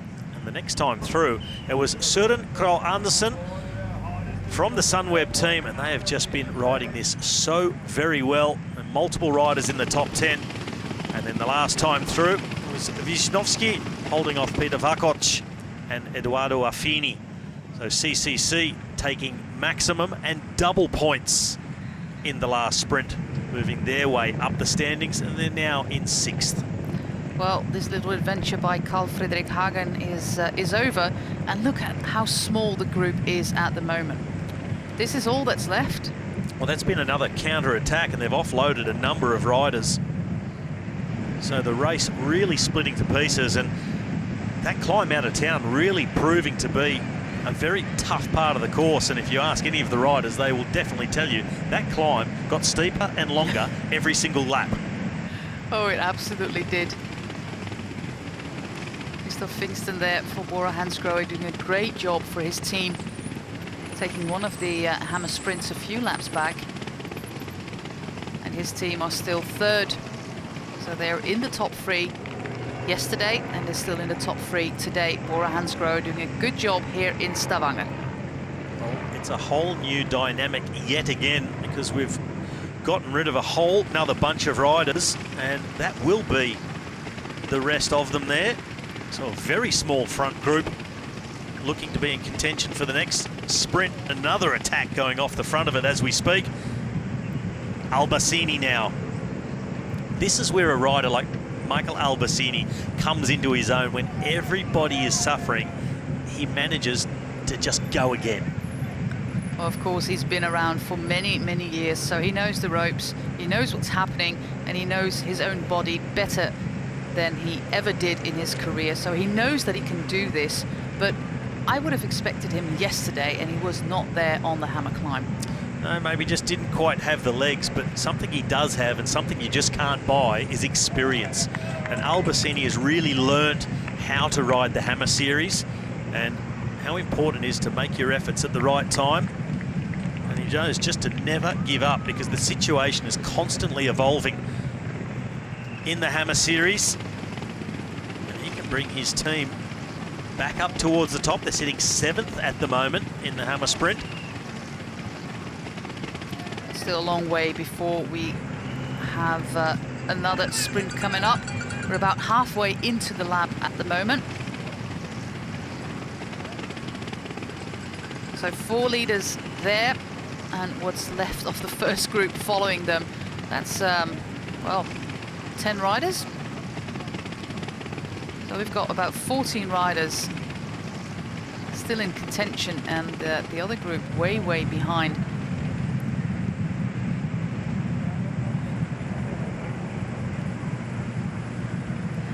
Well, yet another attack, and this peloton has absolutely exploded over the last couple of laps. 4 men off the front, round about a dozen chasing them down, and just 2.5 kilometres, maybe 3, until the next sprint. 100 points on offer again. De Koning Quickstep still on top of the standings, holding off Team Sunweb, just 62 points in arrears. And all these other teams trying to get themselves back on terms, move themselves up the standings, and look at the face of Eenkhoorn. Well, everybody is exceptionally tired. We're just 1 hour and 15 minutes into this hammer sprint, and there's still a lot to play for, though. De Koning Quickstep and Team Sunweb are doing great atop the leaderboard. There's still a lot of points to be gained in this race, and everybody is so tired, and every attack hurts, and every attack hurts more than the one before. And yeah, who's going to last the longest? That's the thing here. It's turned into a complete race of attrition, the hammer sprint, and every time you see the riders come through, they're just labouring even more, especially when they get to that little climb after the finish line. That has proven to be the biggest hurdle to overcome. Michael Albusini, he led the attack. He made the move to drag this group of 4 away, but they are only just holding off the rest of the chasing group, around a dozen riders. Carl Fredrik Hagen here towards the back, number 61 for Lotto Soudal. Michal Govac, the Polish rider for Ineos, in last position. And of course, the ever exciting Mark Hirschi for Team Sunweb. He's got to be a very important rider for Team Sunweb, but he has to get across, and he knows that. He knows exactly what he has to do, the young Swiss rider, and he wants to get to the front because that's where the points are. And he's now in the 3rd group, which is only going to be good for some minor points, 8, 9, 10 position. So Mark Hirschi, he's trying to make his way across to the front of the race at the moment. Well, look how this is split. 4 off the front, 3 riders chasing, 1 more rider, that's Gino Maeda, in between. So the points on the line this time. Top 10, of course, score points. 100 for the leader, Michael Albusini. He is intent on taking top points. And Jumbo-Visma also put a man into this move in Pascal Eenkhoorn. Ryan Mullen is the Trek Segafredo rider. He's got a good turn of speed. Exactly. You tipped him before the race, so let's see what he can do, because his Trek Segafredo team, they are not doing particularly well. 14th place at the moment, so this sprint can be very important for Ryan Mullen. If he takes 100 points, it will get him, well, 5 points, 5 spots up the leaderboard, and inching them a little bit closer to the top 8, which is, of course, important. Well, if he takes the 100 points, well, he'll just about double their current total of 53, so they haven't really scored many. Kunda Kort was the man who took some points for that team so far. This is the 3-man chase coming behind them. Another rider from Mitchelton, Scott. So that's a really important move. That will be Affini, the young Italian. He's been very active. So Affini and Hirschi, they have ridden quite an incredible race to keep themselves in the front and continue to score points. And that's what you always say about the hammer sprint, Robbie. It's the young guys, Affini, Hirschi, they're both neo-pro. So in their first and second year in the World Tour, and they're really showing themselves here. But it looks like the gap is a little bit too big. It's Christoph Pfingston leading the chase there in that little group of 3 with Daniel Turek as well. Well, here comes the sprint and acceleration coming from the back of the group. Education first. Well, Tom Scully is the man made the move. Albusini chasing him through for Mitchelton Scott. Albusini gets the slipstream and rolls up and over the top. Maximum points for the Swiss. Albusini for Mitchelton Scott. His teammate, he is the best of the rest in the chase group behind, taking 5th. De Koning Quickstep still taking some points. So Albusini in front of Scully, Pascal Eenkorn, Alfini, the other Mitchelton Scott rider, Turek, Pfingston, Vakoc scoring well. Hirschi always amongst the points. Lunke and Christa Hagen coming in 10th, taking the 15 points. Well, it's a little bit... there's the gap between the Koning and Quickstep and Sunweb has grown with, well, 10 points, nothing more than that. They only scored minor points in this sprint, and it was a very good sprint for Mitchelton Scott with 2 riders in the top 4, with, of course, Albusini in first place. This is the sprint again, and you can see Albusini just having a very good tactical insight, overtaking Tom Scully over the line. Yeah, well, he just bided his time. He picked up the slipstream of Scully, and as he just started to fade, you look at that, the sprint, they're in the saddle. So it's very much like track racing, the point score on the velodrome. Seated. He's an old savvy guy, isn't it, Albusini? Oh, you won't get anything past him. He's got so much tactical now. As we said, he made that attack. He forced this group to get away. And, of course, he took them the maximum points as well. So Albusini really knows his way around that series. And the best way to ride it and get the maximum out of it. They're back now on that hill out of the city. And this is Michal Govash. So in the past 2 laps, the big first group exploded. It exploded in 2 parts. The second part being 1.5 minutes behind the first 14, 15 riders. That's everything that's left. And that third peloton with Groenewegen, with Christoph, is way, way, way behind. They are minutes and minutes behind the first group. So this is a scenario that we could not have foreseen, we could not have planned, but it's very exciting because these are not the big name sprinters.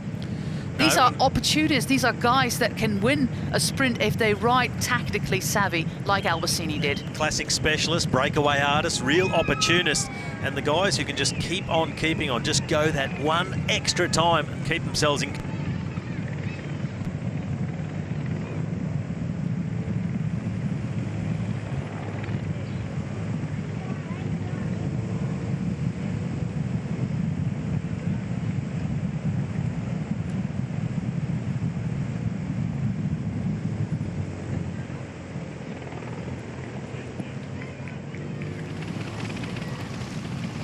Delco Marseille on the attack. So a rider solo, being on your own on this next stretch of road, very difficult indeed. We've seen in the last few laps when any one rider's been away, that false flat drag into the headwind, and that's what he faces right now. Well, you just hope when you attack on that little climb that somebody joins you. But if you find yourself alone, you just think, this is not exactly what I had planned with this attack. And well, this rider from the French team, he just keeps on going and going. And there's some indecisiveness. There's people, taking in some fluids, of course. But because, Robbie, this is a fast-paced race. It's very easy to forget to eat, for example. Well, it's 2 hours at maximum intensity, and the most that the riders will have taken with them is gels in the pocket, just that little boost, that little bit of the sugars, the carbohydrates that you're going to need. But an intense effort like this, as we see Alexis Guérin off the front for Delco Marseille. So a good effort by Guérin. Well, good for him, because he was one of the riders who was on the deck yesterday. He had to abandon the race. He was not particularly happy with that, so he got a good revanche here in this race. So this was the second half of the peloton that was dropped quite a while ago, and they were out to nearly 2.5 minutes behind. They've narrowed the gap down to 1.5 minutes now to keep themselves in the race, but I don't think that it's the second peloton. That's there's the peloton, yeah. And then the next peloton. So they are still a couple of minutes behind. Let's call this the breakaway. then the peloton, and then the drop riders. But that was the Groenewegen group. Yeah, well, that was the let's call it the Gruppetto. The Gruppetto, yeah. We don't have any Alps here in Stavanger, but we'll just call it the Gruppetto well, because you're familiar. Because you're familiar with that. That's starting to feel like an Alp to the riders now. It's been the real springboard for attacks. I think back to the front. I think Mitchelton Scott have done themselves a huge favour with those two guys in the first group, Affini and Albusini. Now we've got a group of 3 off the front, so Goran has now been joined by Govash. The rider from Ineos, Govash. And number 45 is Wisniewski. What a powerhouse this guy is. Well, he's put a smile on the dial of his team directors in the car. They had no points, and then suddenly they had 200. Well, they're now in 7th place, and with Wisniewski being in the first group, of course, it's still a long way from the next sprint, but he's doing great. This was the previous sprint with Scully. And Michael Albusini, well, he's the man that took it out, and here's his power stats. Average power of 1,035 watts during that sprint, hitting a top speed, an average speed of 58.6 kilometres an hour. Well, these are the that's highest. Over that 200-metre stretch that we are calling the sprint. I think that those are one of the highest values we've seen so far, and we're almost 1.5 hours into the race. It shows how incredibly strong Albusini is, that he can still put on that much power at this stage of the race. Absolutely, and especially after making that attack, driving that break, and then producing that sprint as well. He is an absolute class athlete, but he's been pulled back into the fold, and we have a new 3-man group off the front who have struck out to try and get themselves the points. Wisniewski doing a fantastic job for CCC, very quiet early, and he's been the man to rescue the honour of the men in orange.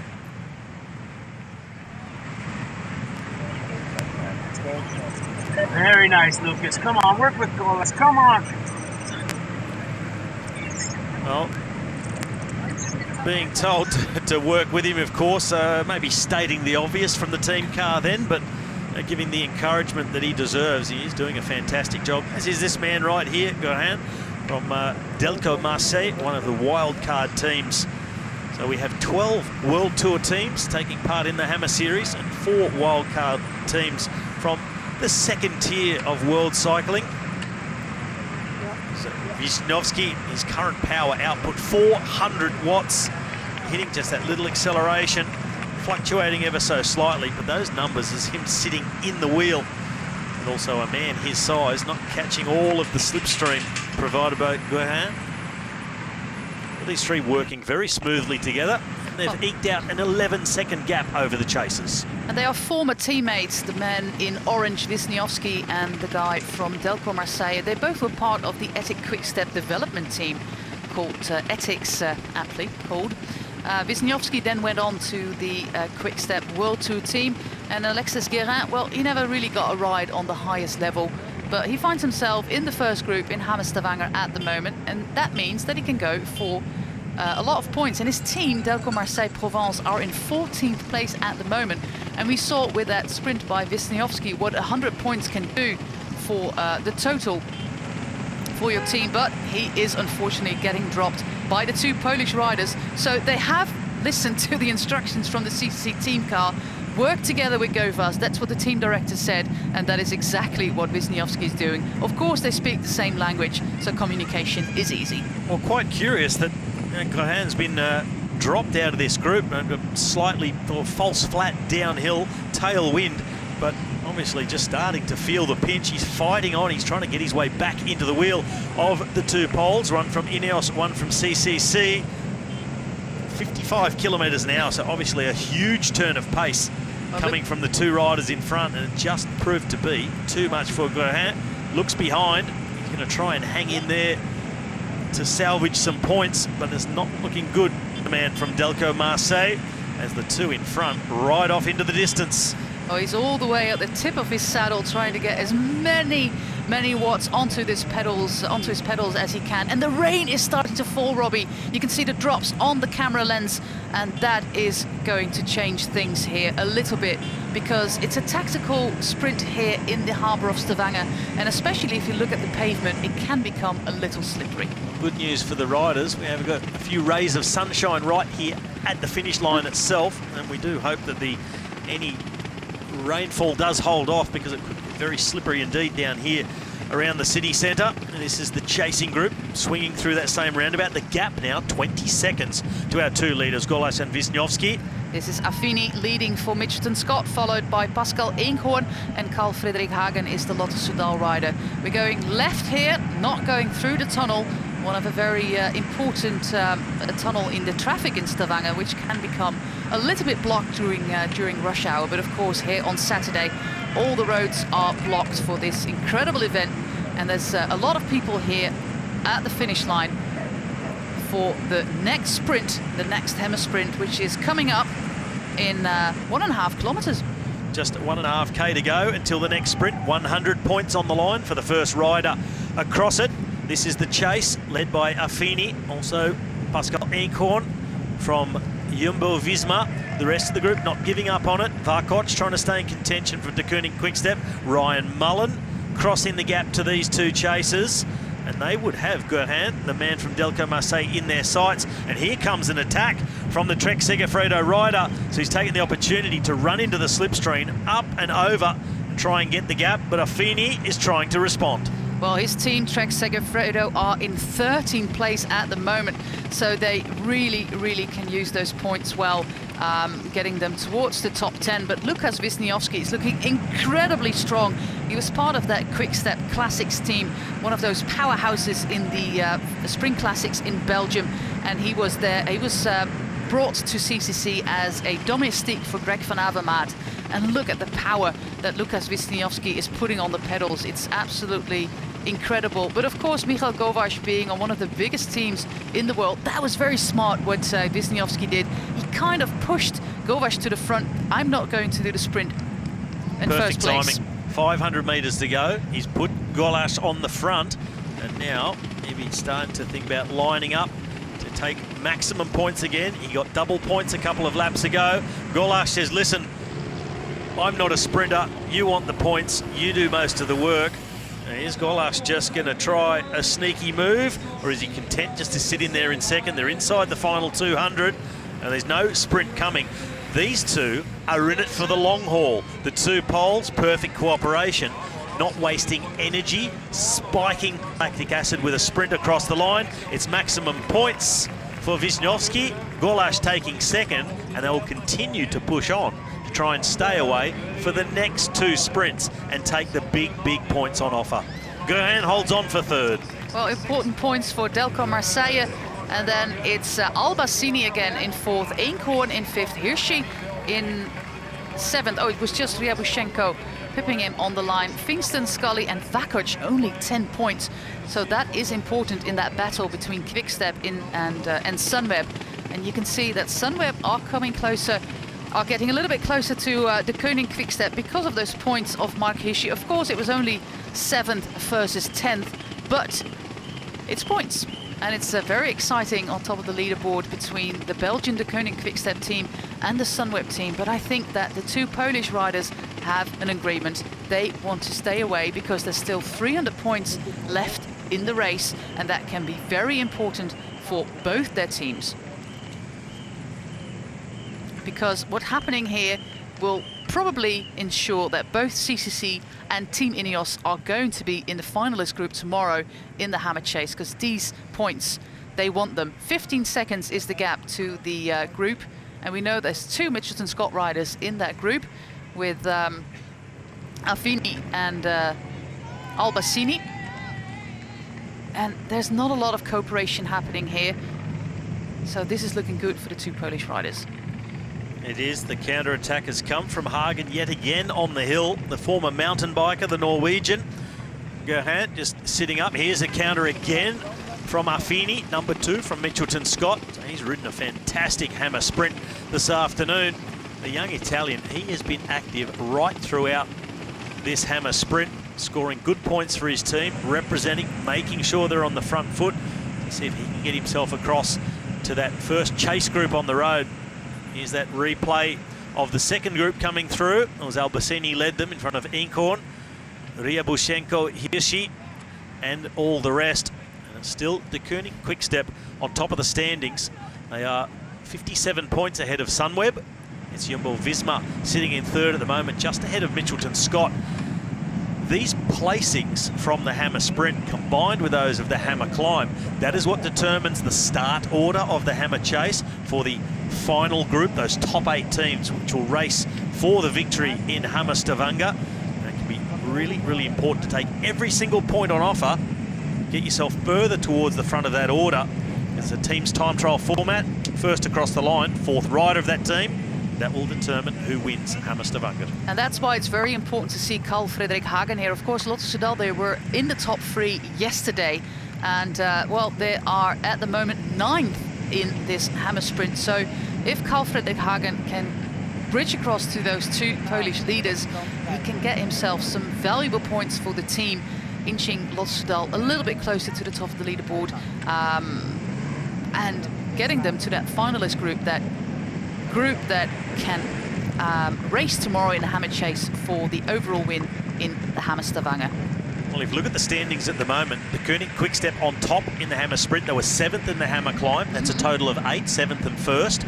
Mitchelton Scott were 4th yesterday in the Hammer Climb. They're 4th overall at the moment in the Hammer Sprint. That's a total of 8, so that's equal with the Koenig Quickstep. Jumbo-Visma, they're sitting 3rd in the Hammer Sprint, combined with a 1st place in the Hammer Climb. Gives them a 4 for a ranking. So that will have them starting as 1st in the finalist group. As things stand at the moment, with still 2 sprints to come, a normal 100-point sprint, and then the final sprint, 200 points for the first rider across the line. Well, look at how tired the young Norwegian Carl Fredrik Hagen looks.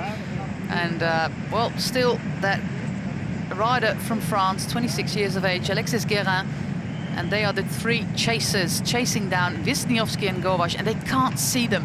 They just turned the corner, which is always a little bit of an advantage if you're in the 3rd group, that you're not being seen by the guys who chase you. Well, they're out of sight, but they're definitely not out of mind. These 3 know what they're chasing for. 19 seconds the gap, and you see it's another 18 seconds back to the rest of that chase group, containing Vakoc, Albasini, Hirschi, and the Inkhorn and the rest. But the 2 poles, well, they're really getting down to it. A 2-man team time trial. Wisniewski from CCC in the orange, and in the red and black for Ineos is Michal Ugolash. And we've just seen down here at the finish the last group on the road going through. They're a long way down. No more points on offer for them. But any riders in that group must finish for their points to count for their team. So it's very important they keep pushing on. Well, it looks like they are going to finish this race. So, well, this is game over with Vakoc. There's absolutely no organisation in this group. And there's 5 guys there. Sunweb are here, the Koenig Quickstep are here, and the first 5 places, well 6, because it looks like Daniel Turek is now chasing for the Israel Cycling Academy. It's not really explosive in this group anymore, Robbie. It's not, and this is a really good thing for Mitchelton Scott, because they now have Affini up the road in that chase group of 3 behind these 2 riders. Albasini will just try and beat all the rest for what is left over. But Mitchelton Scott will see themselves start to move up the standings. And at the moment, they are just 10 points behind Jumbo-Visma in the overall standings of the Hammer Sprint. This will drag them a lot closer to the top of the table and put them just within reach when we think forward to tomorrow and the Hammer Chase. They'll be very confident that they can peg that back. And of course, Mitchelton Scott have got a great track record when it comes to team time trials. And Eduardo Affini is absolutely the guy who is pushing this break. And that's Daniel Turek trying to bridge across, but Affini is the strongest one. And Guérin, he's braking again. He is having trouble following the wheels. He is not taking over. You can see that Affini is not getting in last place, but he's getting in 2nd place. Yeah, and he knows that the cooked. Frenchman is absolutely cooked. And that he can expect nothing of the Frenchman in terms of this chase. You can see the real power coming from Affini in the turns that he does. And he's just happy to be along for the ride and be rescued by these 2 and be able to sit in the wheels. So Affini, big, strong turn, swings across. It's Hagen that comes through, the tongue hanging out, the mouth wide open for the Norwegian. Down into the drops, trying to get a little more aero. And they're on what you would call the easiest part of this course. There's no easy part because they're riding at full intensity wherever they are. But it's false flat downhill, a tailwind, so helping to push them along. But our two leaders, they still have that solid 18-second gap. They're taking nothing off them. Eduardo Affini comes from the SEG development team. The 2018 team already 4 guys to the World Tour, with Steve Williams, of course, being at Bahrain Merida, not having the luckiest start of his careers. Julius van den Berg, he is in this Hammer Sprint, and also Kees Bol, who won the Nokere Koers, and of course a stage in the Tour of California. So that was a really, really good year for this Dutch development team. And Affini, an Italian rider, he's only 22 years of age, and he went to Mitchelton Scott. So he's a neo-pro. But these two guys, they are very experienced. Govash, of course, being a little bit older than Wisniewski, but it looks like Wisniewski is the absolute driving force in this two-man break. Oh, Wisniewski has really come into his own in the second half of this Hammer Sprint. And we saw how disappointed the team directors were looking in the CCC team car. Well, Wisniewski, he's managed to turn the frown upside down for the team directors. He took maximum points twice already, one of them a 200-point double-point sprint. So he's bringing CCC up the order. They're 7th overall at the moment, and still looking to improve that further.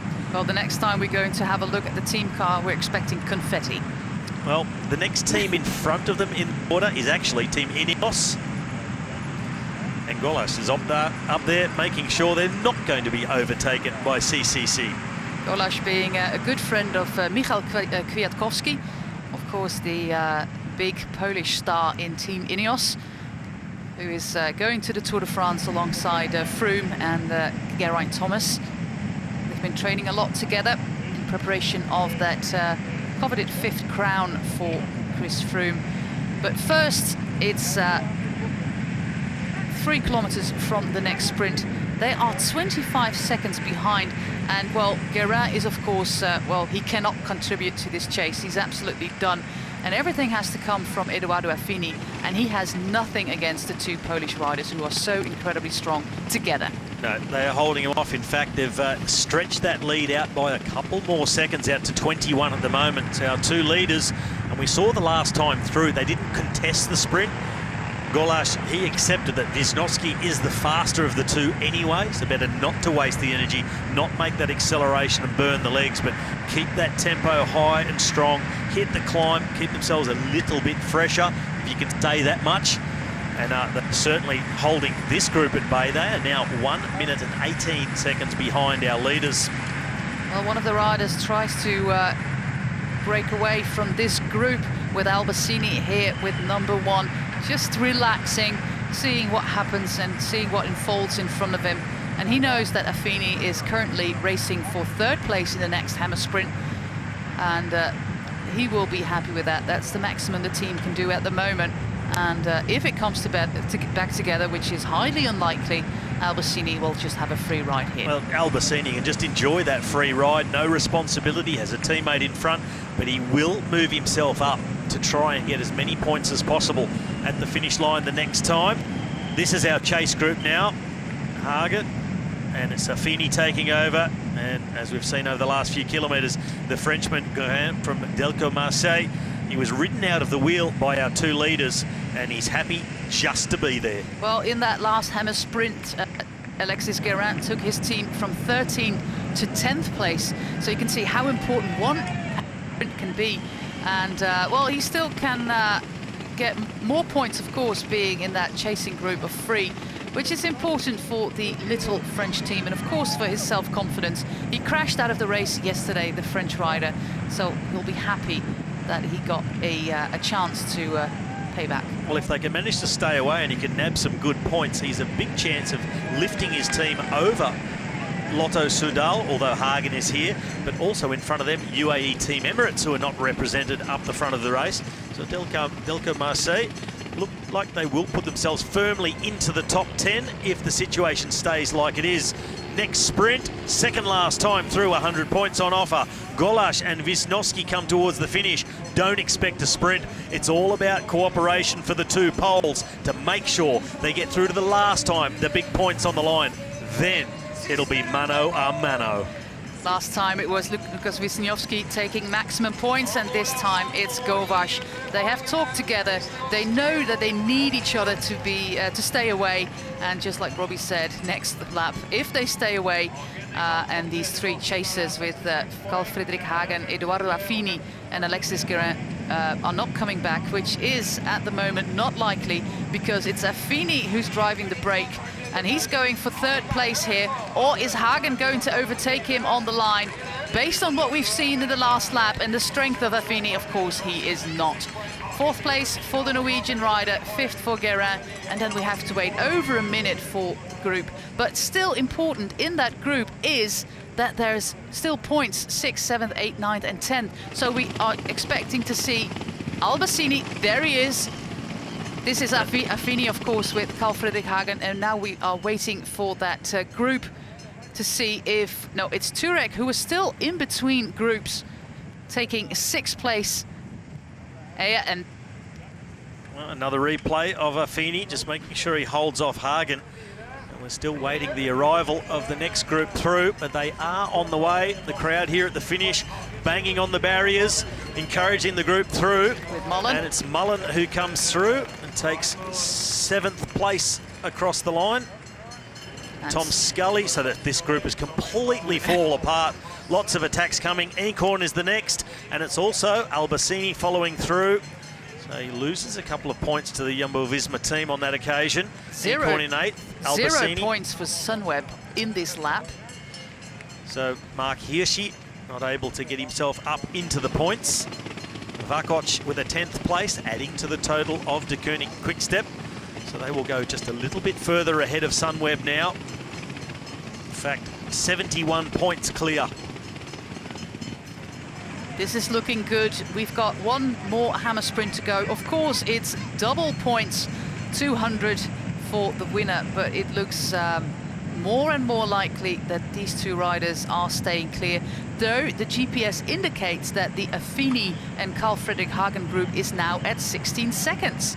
It's starting to look very much like De Koning Quickstep have done enough. It looks like they're going to hold off Sunweb, and with the situation as it is at the moment, the two poles in front, Gorlash and Wisniewski, look like they will fight it out for the maximum points the last time through in the hammer sprint. We've then got Hagen and Affini. They have dropped Guerin, so he will be, I would think, taken back by the chasing group further behind, which is completely falling apart. But I don't think there'll be enough points for Hirschi to get that far in front of Vakoc. So it looks like De Koning Quickstep are well on their way to winning the hammer sprint. And what Carl Friedrich Hagen does here for Lotto Soudal is very important, because he single-handedly tries to get his team into that finalist group tomorrow in the hammer chase. They were top 3 yesterday with Tim Wellens and Björk Lambrecht taking many points on the hammer climb, and they only got Carl Friedrich Hagen here for the Belgian team, but he's taking points and he inches closer to the top of the leaderboard. They are now currently 8th in the hammer sprint.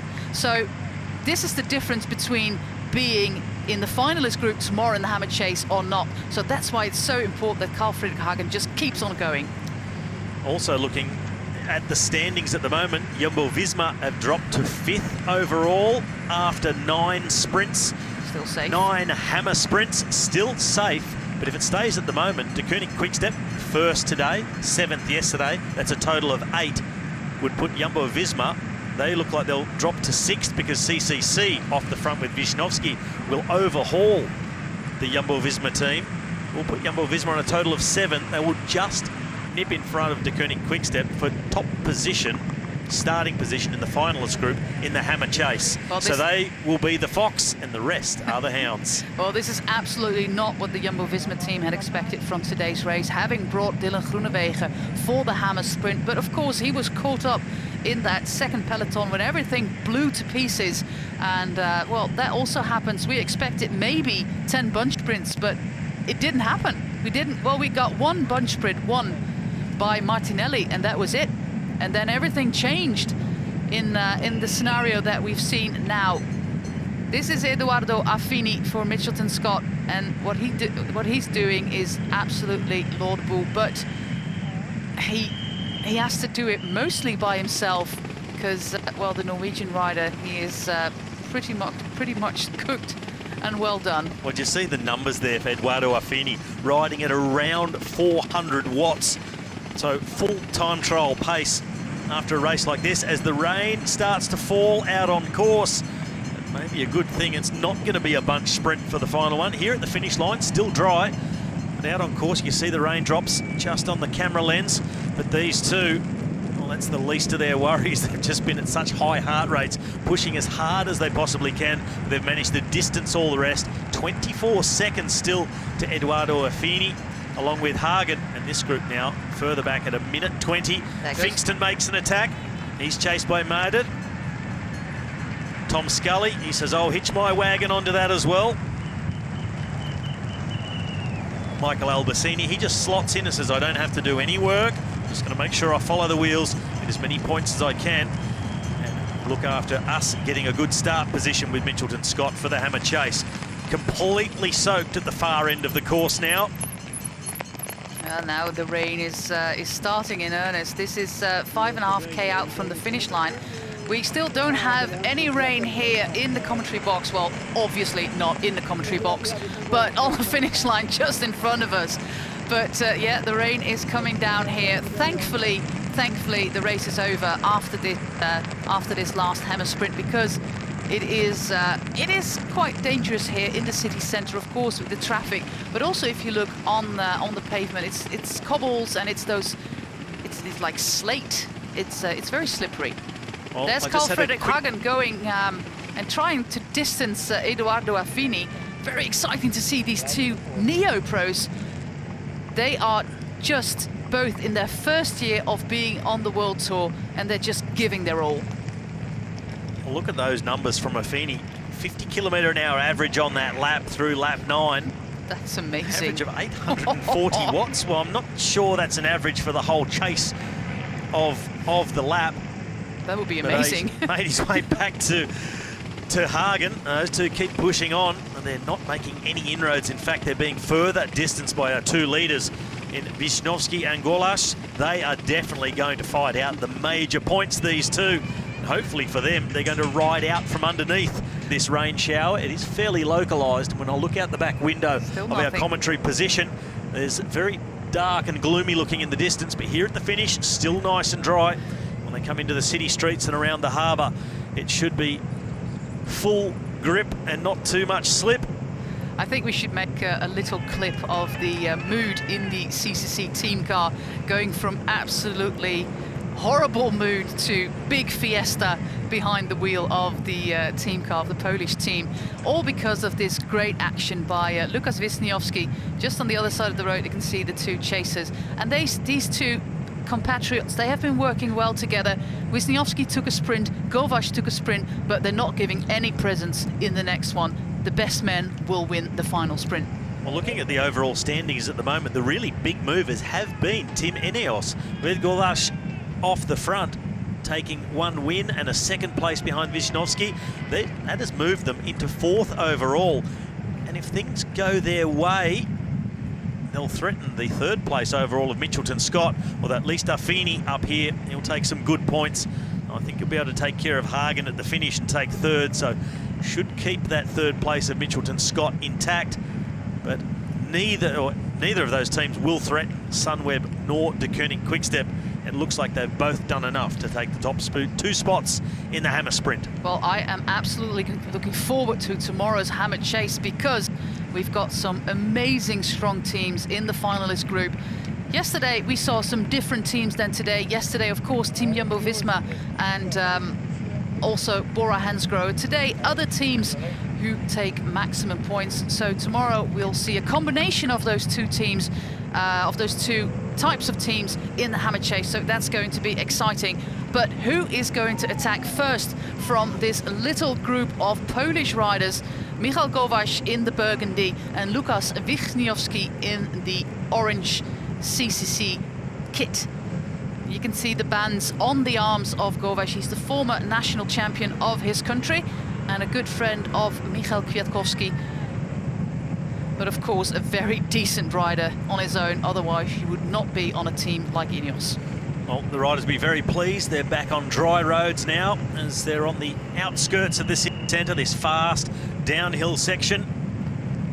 Beautiful smooth roads in and around Stavanger.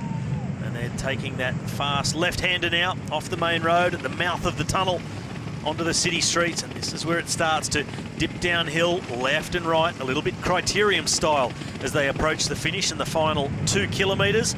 This is Affini with Hagen. They are still on that main road down into town. 39 seconds the gap. So no threat now for our two in front. I'm edging a little bit closer to the tip of my seat to see how the Polish drama is going to unfold. Of course, it looks like Lukas Wisniewski is the stronger of the two, but maybe Michal Govash has got a trick up his sleeve to try and beat his compatriot. Well, I think he'll have to pull out his best trick. Oop, and so will that person across the crossing. They'll have to get a move on. The two poles clean and smooth through there. Another left-hander down towards the lowest point of the course on the water side here around the harbour in Stavanger, and they're just now around a kilometre, and there it is, the red kite. 1 kilometre to go in the hammer sprint. The final big point sprint, 200 points on the line for the winner across the line. Wisniewski from CCC, Govash sitting in his wheel from Team Ineos. The two big winners over these last few laps, getting themselves ready to battle it out for these last major points to try and lift their teams higher in the overall standings. Slightly bigger gearing there for Lukas Wisniewski, who wants to try to start the sprint in first place. Already looking over his shoulder, Robbie. The tactical play is starting here. Who will take the 200 points? Because this is a double points lap, of course, being the last hammer sprint.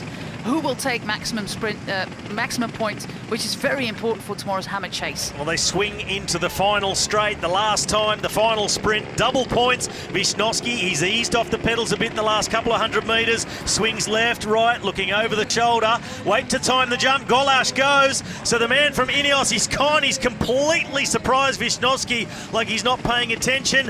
Wisniewski now out of the slipstream, tries to draw alongside. Big gear, bigger power. The in orange, Wisniewski takes 200. Golash in second place. CCC have moved themselves right up the order over the last few laps. Ineos have done very good business as well, but it will be De Koning Quickstep that will hold them both off. Coming in, the battle for third now, Affini and Hagen. Mitchelton Scott, that is Affini on the front, black and yellow, in his wheel Hagen. Out of the saddle now, inside 150 to go, but it's Affini out of the seat, simply rides Hagen out of the wheel. It'll be third place for the Italian from Mitchelton Scott. A good points haul and a great race by him. Affini third, Hagen in fourth, and the rest of the group has been completely falling apart. Hirschi and Vakoc, they are shadowing each other because this is, of course, for the win in the hammer sprint. Though I feel that the gap is substantial. Of course, this is a double points lap, and Hirschi and Vakoc are not taking any chances. Soaked from the rain is Daniel Turek. He's still in between the groups, and he will be across the line in 5th place. And I believe there's a couple of others also somewhere there in between. Where is Guerin, for example? Ryan Mullen as well. Guerin, not sure what's happened with him. Well, we haven't seen... He was riding on empty already.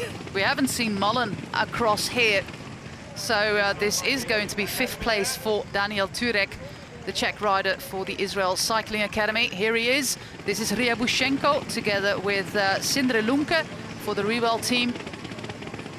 Here's the sprint between these two. Ryabushenko accelerates. Here comes Mullen in the background along with Tom Scully. They won't reach these two.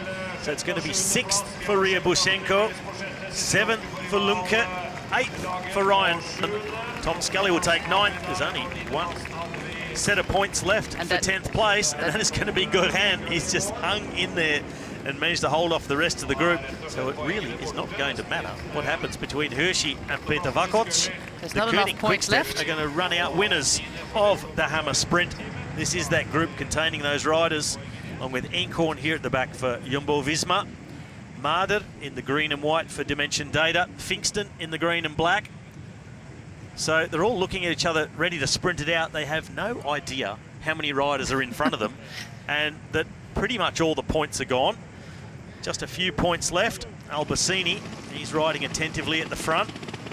Well, they need 56 points, Team Sunweb, to overtake the Koenig Quickstep, but there are not 56 points left in this race. So here she can sprint all he wants, but he's not going to overtake the Koenig Quickstep for the win in the Hammer Sprint. The Hammer Sprint goes to the Belgian team of the Koenig Quickstep.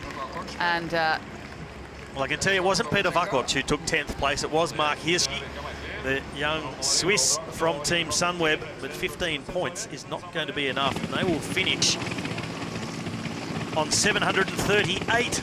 So 156 points.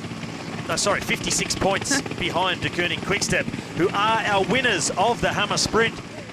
So the Belgian team, the men in blue, who like to call themselves the Wolf Pack, they've taken out the Hammer Sprint. Sunweb in second, Mitchelton Scott get themselves up to third. CCC, thanks to Lukas Wisnowski, in fourth. Ineos up to fifth.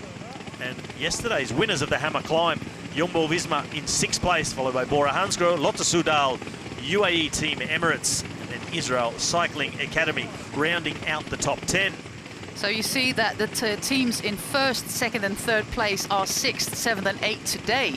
So that changes every day here in Hammer Stavanger. Yesterday it was Team Jumbo-Visma, Bora Hansgrohe and Lotto Soudal. And today in the Hammer Sprint, it's the Koenig Quickstep and Mitchelton Scott, and of course Team Sunweb in second place. It's going to be very exciting tomorrow with teams that do match each other in strength. This is the final sprint again. It looked like Michael Govesh surprised Wisniewski, but Wisniewski is the stronger one of the two. He had shown that already on the road. He was the one driving the brake, instigating a burst of joy in the CCC team car. And he gets 600 points single-handedly for his team CCC, getting them up to 4th place today in the Hammer Sprint, thanks to Lukas Wisniewski. Great work by the two Polish riders. They understand each other well. They have been talking with each other, and they had a pact to stay together up until the final sprint, and that's how it happened today in the Hammer Sprint in Stavanger. Great shot here of this wonderful town. This is the sprint for 3rd place, won by Edoardo Affini, getting Mitchelton Scott to 3rd place today in the Hammer Sprint. And Carl Fredrik Hagen in 4th, and his team, Lotto Soudal, is 8th today after a 3rd place yesterday. We haven't seen much of him. Daniel Turek, the rider from the Czech Republic. Oh, you know that symbol he makes with his hand. He's absolutely done, and done with it as well. Ryabushenko then, a young guy from Belarus. Strong guy.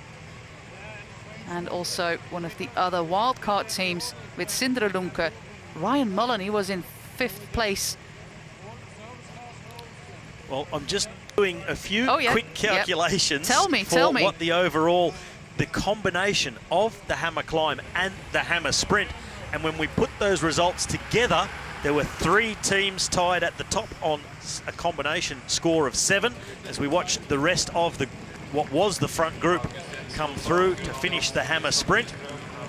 Just rolling their way in, making sure any of their points gained are going to count. But very interesting to look at the teams that are all on an aggregate score of 7. Jumbo-Visma, Mitchelton Scott and Sunweb, followed by De Koenig Quickstep with 8. And how are they going to be separated? Because we go back to the decimal places, and then we see that it is Jumbo-Visma ahead of Sunweb, Mitchelton Scott and De Koenig Quickstep. That is the order. This, however, on screen is the sprint result. De Koenig Quickstep taking out the Hammer Sprint ahead of Team Sunweb, 56 points in arrears. And 174 points behind for Mitchelton Scott. Of course, with 2 riders up there in Albusini and Affini. CCC and Ineos coming in 4th and 5th, thanks to their riders, respectively, Wisnowski and Govash, really pulling them up the order. Jumbo-Visma, the winners of the Hammer Climb, finishing 6th in the Hammer Sprint. But it has just been enough to give Jumbo-Visma top spot, and they will lead the finalists group tomorrow in the Hammer Chase. They will be the pursued.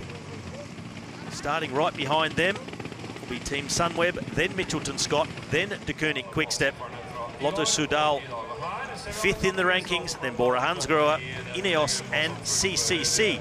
They have got themselves, those two teams, Ineos and CCC, thanks to their results in this Hammer Sprint, dragged themselves into the finalist group. And they are in contention, however difficult that will be from their positions, to win the Hammer Chase and in turn win the Hammer Stavanger. There's the view across the fjord here where Stavanger is situated. Here's some highlights of today's Hammer Sprint, and as always, it was an electrifying start. As soon as the flag came in, it was all systems go. The very first sprint taken by Martinelli from Team Quickstep, De Koning Quickstep, and they always maintained a position right near the top of the table, but it was hard fought against Team Sunweb, and all day long the attacks were thick and fast. And Eduardo Affini, number 2 from Mitchelton Scott, he was amongst absolutely everything. And the man on the left in red, so was he, Mark Hirschi. So the young riders, they really found their wings in this Hammer Sprint. Hirschi, he was the man taking maximum points in the second sprint. Eduardo Affini from Mitchelton Scott following through. And we saw yesterday, Remco Evenepoel, the young Belgian from De Koning Quickstep, so aggressive in the Hammer Climb, not always taking the big points, but not through lack of effort. He got himself off the front along with Christoph Pfingston, but it was Pfingston who came out of the wheel and took the maximum points on lap 3. And that was a double points sprint. Bora Hansgrohe taking the 200. But it was all about having multiple riders in that top 10, and De Koning Quickstep and Sunweb were doing that respectively. The red jerseys of Sunweb always up there getting good points.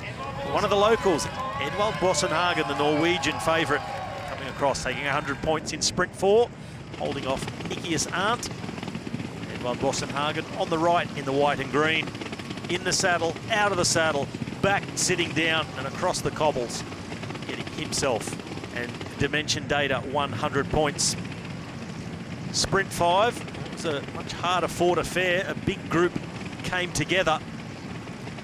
Bossenhagen made another acceleration at the front, trying to net himself 2 in a row.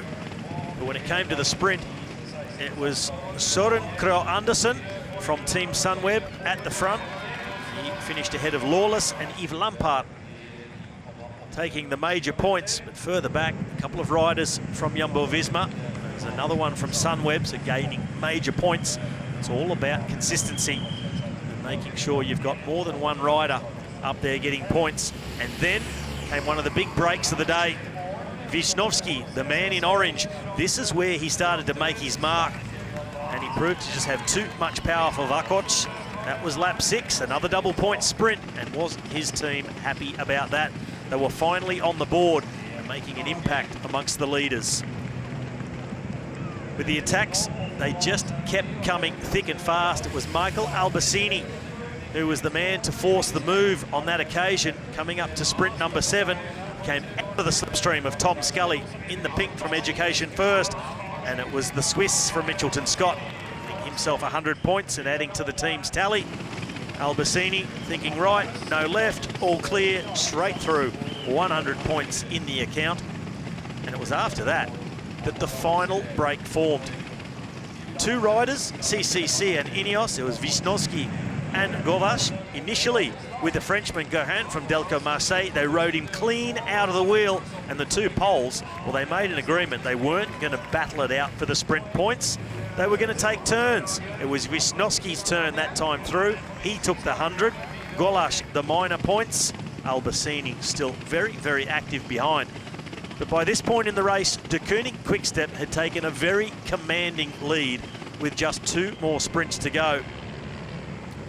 The 9th time through, well, it was still those 2 riders, the 2 poles off the front, and this time it was Gorlash who was taking the 100 points across the line. Wisnowski content to take 2nd, keep that cooperation.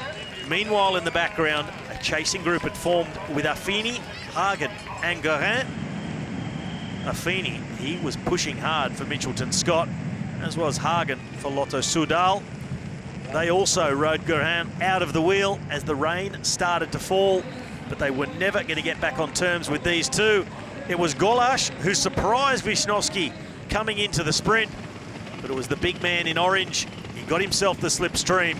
He wound up that big gear. Gorlash knew it was coming, saw him roll over the top. So CCC, another 200 points in the final Hammer sprint. Affini, well, he took care of 3rd. He got himself clear of Hagen, who took 4th place across the line. The minor places filled behind that, but it had no more bearing on the top spot. And it was De Koning Quickstep running out winners of the Hammer sprint in Stavanger. It was perfect timing weather-wise. They got a little shower on the far end of the course, but luckily for the riders, fortunately, it stayed dry in town. And the big crowd that was on hand here, Harbourside in Stavanger, witnessed some fantastic aggressive racing. A little climb out of the city really did prove to be quite a climb indeed. Always proving to be the springboard for the attacks throughout the afternoon. And a lot of the sprinters we've spoken about pre-race really suffering. And here is our overall ranking and our finalist group for the Hammer Chase tomorrow. The combination of results in the Hammer Climb and the Hammer Sprint sees Team Jumbo-Visma stay at the top of the table. They will lead away in the finalist group. They'll be pursued firstly by Sunweb, Mitchelton Scott, De Koning Quickstep, Lotto Soudal, Bora Hansgrohe, Team Ineos and CCC. So Jumbo-Visma just doing enough to hang in. Our runner-up group, so they will be riding for possibly the honour of winning the Hammer Chase on time, like a team's time trial. But it will be one of the teams from that finalist group, the top 8, who will win the Hammer Stavanger. You must make the top 8 to put yourself in the running to win Hammer Stavanger overall. UAE will lead away the runner-up group tomorrow in the Hammer Chase. We are ready to hear from our winners. Jose is down there with the guys from De Koning Quickstep. Yeah, we're here with the winners of today's Hammer Sprint, De Koning Quickstep. Congratulations, guys. The video you started off really well with that first sprint. And then Petr Vakovic, was good seeing you back at the racing. How did it feel today, being out on the road and being so important for the team? Yeah, it was amazing. We managed to get a lot of points in the first part of the race, and then I was in the decisive break, and that was just about keeping eye on the teams that were close to us and making sure that we keep our advantage. Yeah, it was a super hard race, maybe even harder than yesterday, and we are so happy that we won. Remco, can you join me here? You said before that you expected Hammer Stavanger to be a war. Was it a war today? Yes, I think the race, like Peter said, was harder than yesterday. It was like attacking from the start, and yeah, we did a great job. We won, so. Yeah. You found yourself in one of the first breaks, and then you end up in the last peloton. How did that happen? I didn't have to ride after that because we had 3 guys in the front group, and then my job was over. I took some points, and then it was to the other guys to take some points. Yves, tomorrow we've got the Hammer Chase, which is a very hard time trial. You have to beat Jumbo-Visma. What's the game plan for tomorrow? To take them. We will have to start quite fast. I think that they don't take seconds on us, and let's try to catch them as fast as possible. So this is a very exciting weekend for you guys. Are you going to win Hammer Stavanger? Yes. That's always a good spirit. Thank you, guys.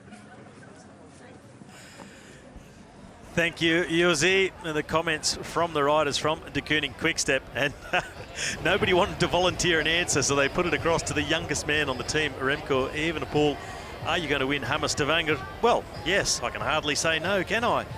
But it was very interesting to hear both Peter Vakoc and Remco Evenepoel say that today's Hammer Sprint was even harder than yesterday's Hammer Climb. It was such aggressive racing, and the sprints really bite the legs. Here is that final sprint, the battle of the Polish riders on the right. In orange, Wisniewski taking his second double point sprint of the day. And single-handedly, he has pulled his CCC team into the finalist group for the Hammer Chase tomorrow. They squeaked in 8th overall. Their combination of results in the Hammer Climb and the Hammer Sprint. Same can be said for Michael Golash. Ineos, they come in 7th overall going into the Hammer Chase tomorrow. So they made the finalist group as well. A great riding by those two. Fantastic cooperation and tactically very astute not to battle each other for the sprints before the last one. So here are the gaps that we will see tomorrow. This is our finalist group. Team Jumbo-Visma, they will start off 30 seconds advantage to Team Sunweb. 58 seconds later will be Mitchelton Scott. Then at 1:23, De Kooning Quickstep. Further down the order, you see the time gap smaller between the teams as we run down the order. So we definitely expect to see catches made.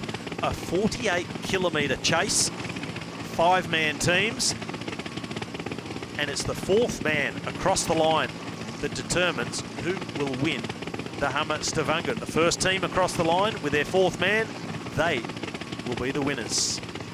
This is our runners-up group. They will be led away by UAE Team Emirates, the team of Alexander Christoph. 30 seconds gap, the same time gaps as our finalist group. These teams, they can then on time win the Hammer Chase, so they can win the prize of the day. They cannot win the overall of Hammer Stavanger. That is reserved for the teams that have made our finalist group. So a big advantage for Jumbo-Visma. And we saw 3 teams locked on the same aggregate points after the first 2 rounds, the Hammer Climb and the Hammer Sprint. When we counted back to the 10ths of points, it's still Jumbo-Visma who come out on top. They will lead away. 30-second gap to be chased down. Let's have a look at tomorrow's course. Back here in Stavanger. And it is hammer time. Mostly flat, just undulating roads for the Hammer Chase. It's a 16.3 kilometre lap. They will cover that 3 times. Mostly flat, wide open roads and long straight stretches as well. So with those time gaps, although significant for what is essentially a team's time trial, they will get a good look up the road. And you'll almost always be able to see the team in front of you and what you're trying to catch. So Jumbo-Visma do have that advantage, but Team Sunweb will have them in their sights virtually the entire way. They will be the yellow carrot dangling in front of Sunweb. That is the 16-kilometre lap. 3 times that will be completed. And the 4th rider across the line at the end of it all for each team. That will determine their position. De Kooning Quickstep enjoying the spoils of victory in the Hammer Sprint.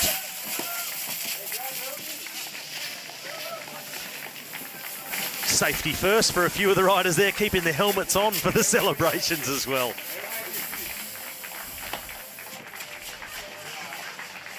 Well, this is a great bunch of riders with Evenepoel, Hodge, Lampaert, Martinelli and Vakoc. And they are also the guys who are going to race tomorrow. Only 5 guys here for the team. So sharing some champagne with the photographer. He'll be happy with that. Oh, giving it back now.